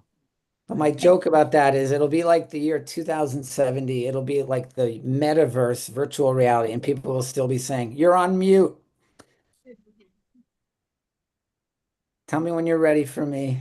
Oh, we're ready. Oh, okay. I know it's a long night. I just want to start by saying congratulations, Leslie. We're so excited about your chairpersonship, and I can't think of anyone more prepared to lead the board. And I'm really excited to work with you. Today at the City Council, we elected Julie Menon as the next speaker of the City Council, the first Jewish speaker of the City Council, majority female City Council, and someone with many decades of experience in government. She's been a commissioner of multiple agencies, worked as a community board chair for many years. So we're excited about her speakership in the City Council. So I want to pinpoint a couple of little hyper-local issues, starting with giving a big shout out to Christine Berthet, who I give shout outs to very frequently because she brings things to our attention. And the thing that she brought to our attention recently was that DOT was planning to delay implementation of the super sidewalk that we all love on 9th Avenue, but it only goes down to 50th Street. And we had written letters and done a lot of advocacy to get them to commit to putting that rest of that super sidewalk in this year. They had said, well, we're not going to get around to it. So we sprung into action. Christine sprung into action. And then we came up as reinforcements, and they're now saying that they will do it this year, but they want to propose some changes, and they're going to be coming to you at Community Board 4.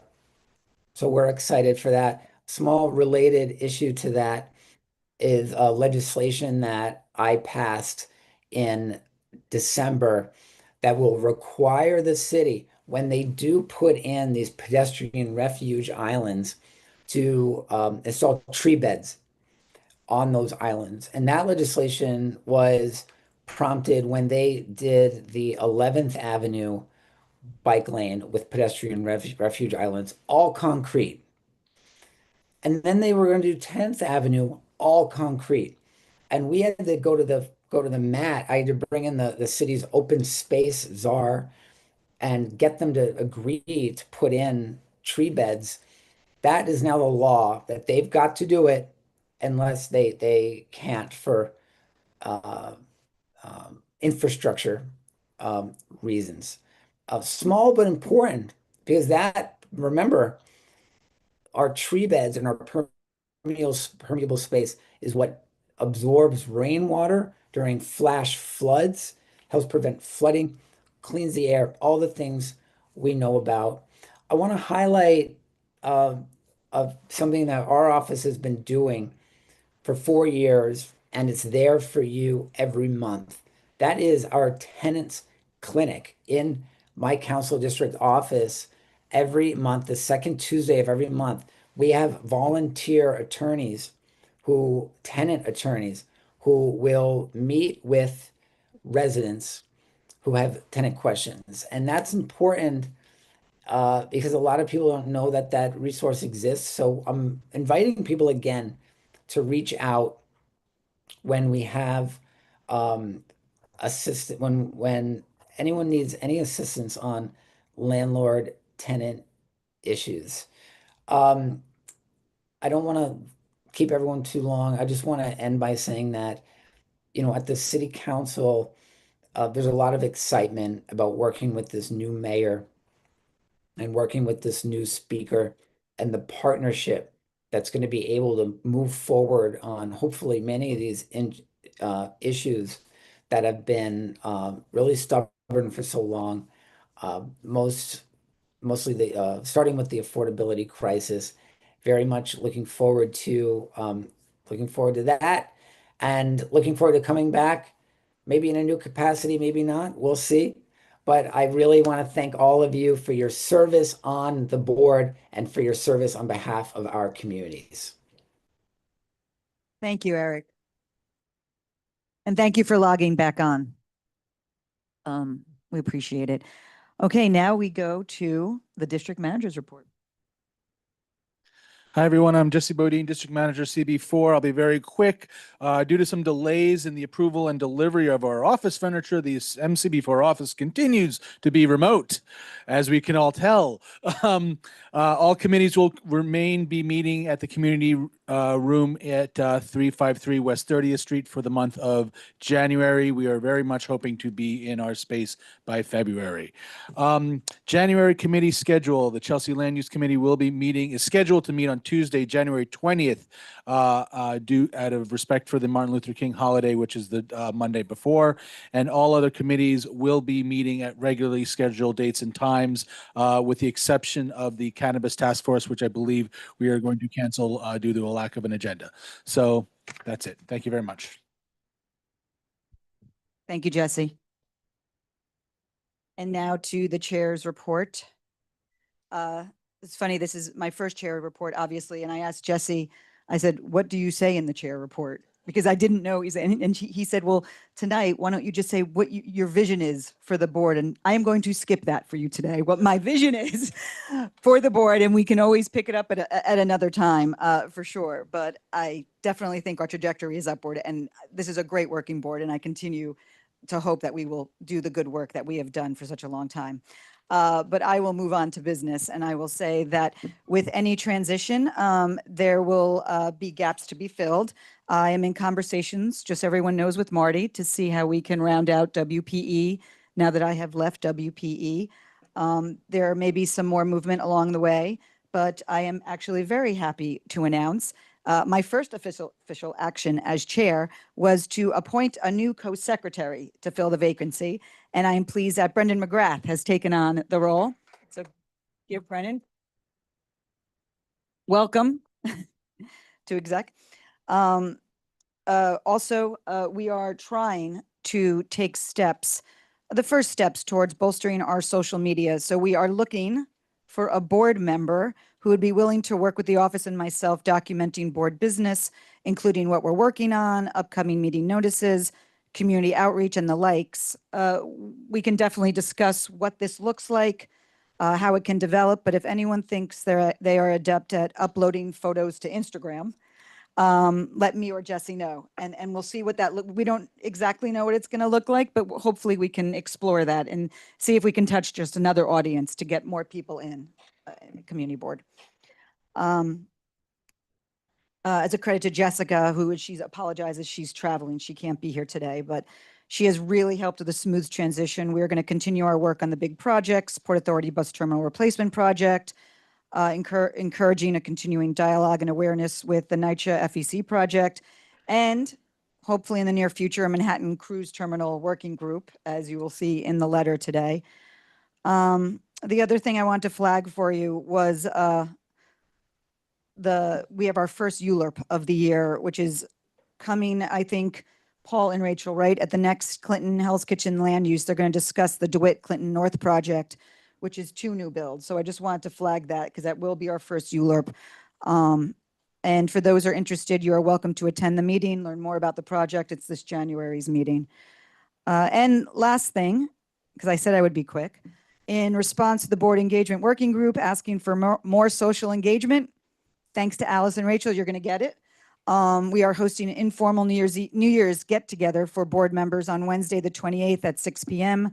Where is Ted here? A big thank you to Ted for letting us use Rise Bar for that gathering. So that'll be good. So just hopefully RSVP and we can see you all in a nicer, more social situation. So now let's get into the working session. And just a reminder for those who are new attendees, this is where committees present their letters and the discussion is limited to board members. So if I can, oh, thank you, Wendy. You already know the cue. BLP.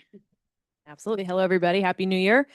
BLP is pretty straightforward this month, so we suggest bundling items 1 through 12, but nothing out of the ordinary. So happy to answer any questions. Go for it. Oh, is there one down there? You can get this one. There. Sorry. I believe that there is one straight denial in there. Am I misremembering this?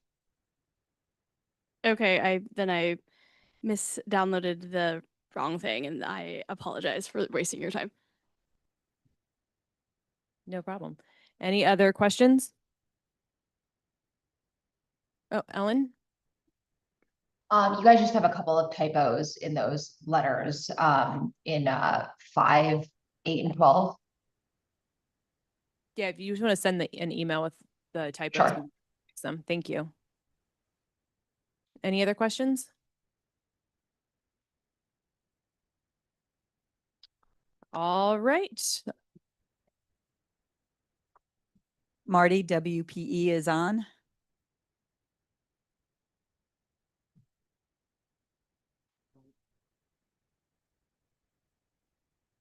Yes, I don't know if anyone heard Jesse, but we do have to be out by 9:30. Facilities tells us we have to be out at 9:30, but I think we're safe here. I think we'll make it.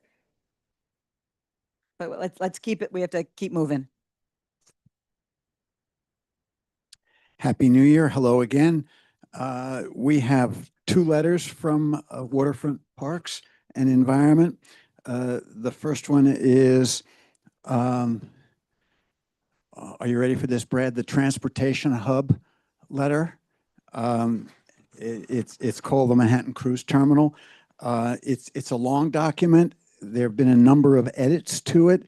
The committee worked really hard. We had a very long meeting. This letter very well reflects the discussion of the committee meeting. We have added several points. We have included a comment about a 20% revenue contribution to the Hudson River Park Trust. We have expanded the asks that we talked about before. One of the public speakers talked about. We've added a number of points about safety on the river and boats. It's now seven different points. I'll not read them. We've mentioned in the letter that there should be, that we assume there will be a ULURP that we will see in the future. We have re-emphasized that we don't have enough information, although we have a lot, so that, and I'll talk about this in a sec, that we are neither approving, we're not approving the letter, we're just talking about the issues that we have. I said there were a number of issues. Christine and I had a conversation a few moments ago. She has a suggested set of wording on line 199. I've changed the wording to say, while MCB4 does not have sufficient information, MCB4 has no initial objection, and I'm not sure whether you wanted to change that wording. You need a mic. You guys have a mic? There's a mic right here.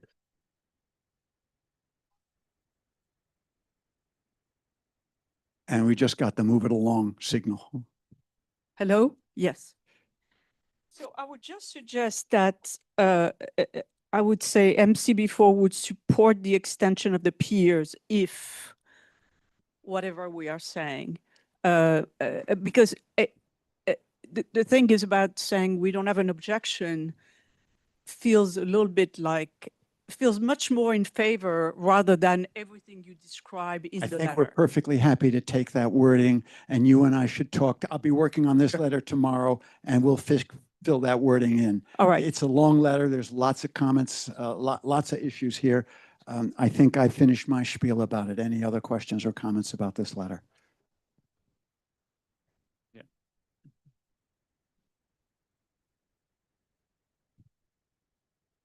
It's I think it's green. It's flashing in both directions. So we had a lot of people comment about the safety with the current out on the river.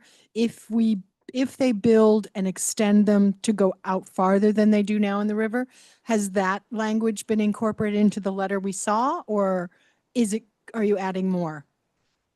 Yes, not that language particularly, but there are now 7 points instead of 4 in that section that talk about boater safety. So yes, that is now in the letter.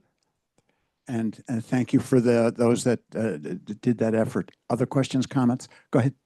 I just wanted to point out one of the continued concerns we have that might be worth adding in here is just the fact that we as the Transportation Committee have actually not received the presentation from EDC, although they mentioned, they've presented to Christine and I, but the Fuller Committee has not had a chance to weigh in on this project, which we think is important. So I just want to point that out.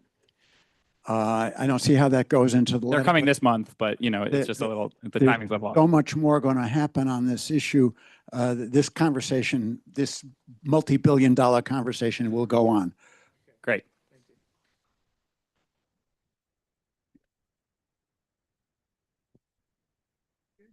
I'm too old for that.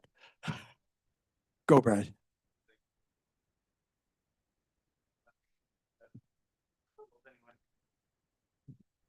Thank you, Chair. The reason I like to call it the transportation up, because I don't think we should be looking at this as just a cruise terminal. We didn't really discuss too much about the Blue Way, which is in our documents. But I also want to incorporate the pier right next door. That's 200,000 square feet that's sitting empty now. And, I think we should get our politicians and council members involved and our Manhattan Borough president, because this is a big grab and it's a big opportunity. And I also think, he said something about bringing in, what do you call it? Horse carriages, stagecoaches. Well, I've been making the joke for 10 years. We're designing for stables for horses. Just it was in 1900 and the car came out. 10 years later, they were all gone. No more stables, just cars. Well, the world is changing. We have new transportation. It should be just bigger than a cruise terminal. And I don't see that in the letter, unless I missed it. So I'd like to at least say something that is, expanded a little bit. Thank you, Marty. Thank you, Brad. We don't have transportation hub in the letter. I'm not sure that one's working. Test. No. Nothing to say. We have nothing to say. Next letter. Any other questions on this letter? Christine? We could add a sentence in the transportation section, which make it a little stronger along the line that Brad is talking about. And it's a friendly amendment. Okay.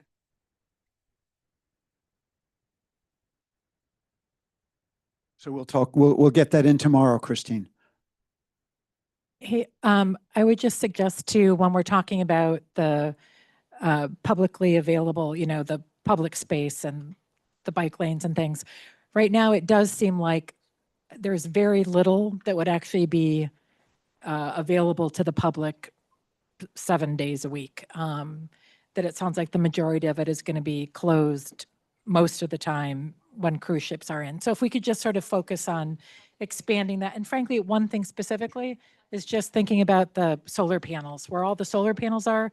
Could some of that actually be publicly available green space? Thanks. So as I understand it, there's going to be space on the roof that's going to be available all the time. I don't know what they're talking about. I heard them talking tonight. I don't know what they're talking about when there's a ship in port, what the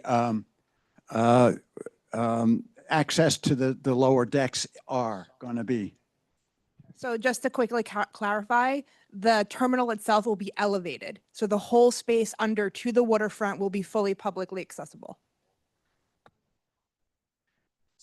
This public access is going to be a continuing conversation as this project moves along. Don't forget this letter. They're in front of us primarily for their WRDA application.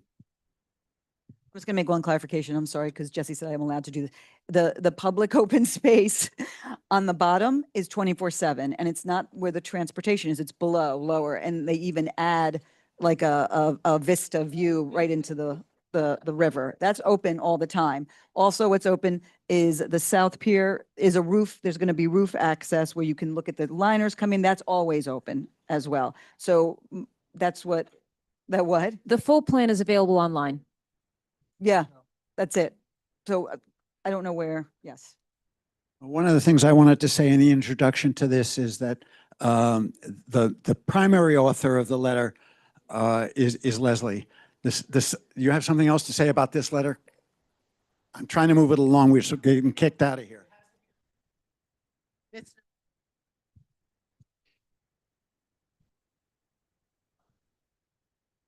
For those online who can't hear Jesse, he said we need to move on.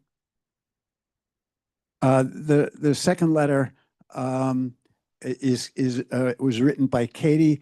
It is the solid waste management letter. We chose not to criticize the solid waste management plan, but to emphasize only those things that positively affect our community.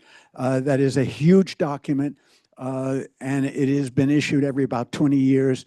The Department of Sanitation promises a lot, doesn't often deliver. That was the complaint at the swab, but we are just shooting for what we think is positive and what the Department of Sanitation should be doing for us. And I think that's what the letter says. Questions, comments? I'm gone. Thank you, Marty, so much. Who's up next? Transportation. So very quickly, so we have 3 letters. One of the letters, as you have heard, was a protest against the fact that DOT had removed the project for the 9th Avenue. And then we learned today at 2 o'clock that they had, in fact, put it back on, and they are going to come in. They are going to come in on February or March to present, and they are going to start installing in April. So in light of this new information, I'd like to propose to change the beginning of that letter, and instead of protesting, saying thank you for, and, and then continuing the same text, because the text is documenting everything. So that's the amendment that I'm hopefully, that I'm proposing. You support that? Okay, cool. That's it. That's it? What? Oh, the street. Street rename? No, I'm not going to explain. We had 100 people explaining. Thank you, transportation. Last is. So the only thing I want to point out is, as I was researching the subject, we have 26,000 Hispanic people in our community, and I had no idea. So that was really very enlightening for me. And that's what, Little Spain and La Nacional is such an important thing for a big part of the community. And thank you for coming out.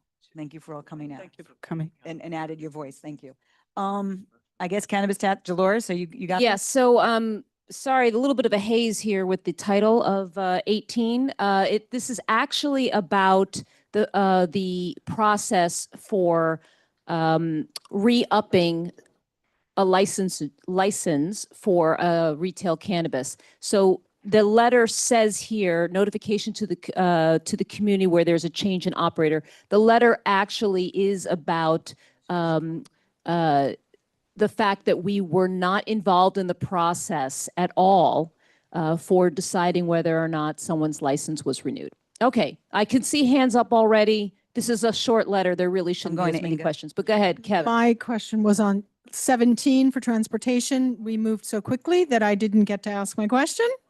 Sorry, Christine, on 17, was anyone from the block, any residents involved in this at all, since it's going to be no parking for the entire block? So the block has essentially one hotel and one huge building. That's it. So both of them were part of the discussion during But residents, on actual site, and the resident, right, the head of the co-op. And then Neil Selkirk, who is a longtime resident and was part of CCBA. He is very active. He had a block association. For technical reasons, he couldn't continue, but he's extremely active. So I wanted to know, I know there aren't a lot of people, but there are people, and do the residents know that there's going to be zero parking on this entire street? But you know, management and buildings and hotels, but the residents, the people the that head actually of the live there. co-op, I mean, it's a very high-end co-op, right? So the residents know. Right. So, but we also advertised, this was published, that we were going to discuss that subject. So this was advertised to the community. But was there any outreach to the actual residents? No, because Okay. I don't know them. Okay. No, Thank you. we don't know them. Okay, back to the stoning conversation. Kevin, you had a question? Is that why you're there? No, you're there because you're secretary. Okay. Wait, JD has his Oh, hand up. please, JD, come on. Yes, you have to speak. I don't know if that's on.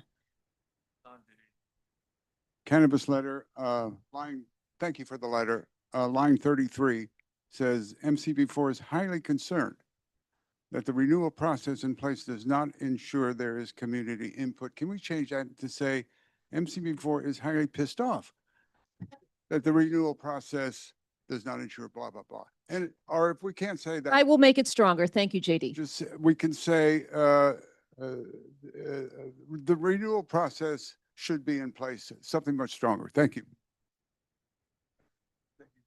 Anyone else? Thank you, JD. Thank you, Dolores. Okay, no new business to report, at least not from the chair here, but I now turn it over to our new co-secretary, Kevin Collins. Thanks, Leslie. Hopefully I'll get this right. So I'm going to go alphabetical order and start off with Ted Arenas. Yes to all. Okay, Roberta Barnett. Yes to all for Roberta Barnett. Christine Bertay. Yes to all for Christine Bertay. Viren Brombat. Not here. Liam Buckley. Yes to all for Liam Buckley. Jessica Chait, not here. Lisa David. Yes to all. Yes to all for Lisa David. Martine Descartes. Yes to all. Thank you, Martine. Paul Devlin. Yes to all and submitted. A star for Paul Devlin. Pete Diaz. Yes to all for Pete. Thank you. Jeffrey Gardner. Notice 17. Yes, everything else and submitted. Thank you. Thomas Garza. Yes to all. Thank you, Thomas. Wendy Gonzalez. Yes to all for Wendy. Thank you. Max Goodstein. Yes, yes to all. Thanks, Max. Matt Green. Yes to all. Matt Green, yes to all. Thanks. We flip the page. Jesse Greenwald. Yes to all for Jesse. Aaron Hoffman. Yes to all and submitted. Star. David Holoka. Not here. Frank. Yes to all. Josephine Ishman. Yes to all. Inga Imchenko. Notice 17, yes to the rest. Kerry Keenan. Yes to all. Yes to all for Kerry, thank you. Thank Ella you. Kim.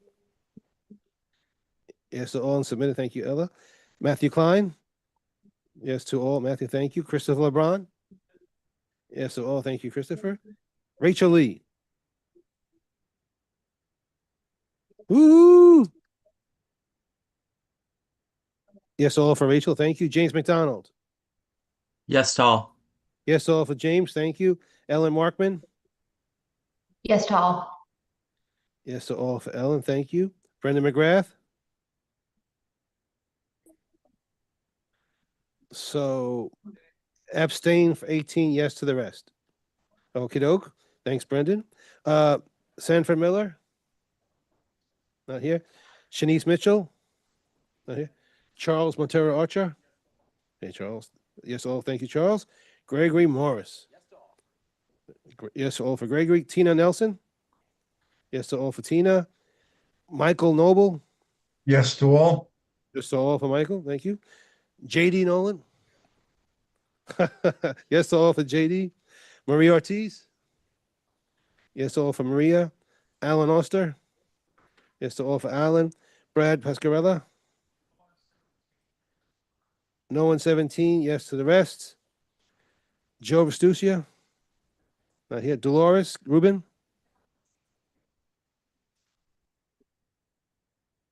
No on 16. No on 17. Yes to the rest. Thank you, Dolores. Katie Savage. Yes to all. Thank you, Katie. Brian Sloan. No on 17. Yes to the rest. Thank you, Brian. Katie Stokes. Yes to all for Katie Stokes. Hector Vasquez. No on 17. Yes to the rest. Thank you, Hector. David Warren. Yay to all submitted. Thank you, David. Rodney Washington. Yes, all submitted. Thank you, Rodney.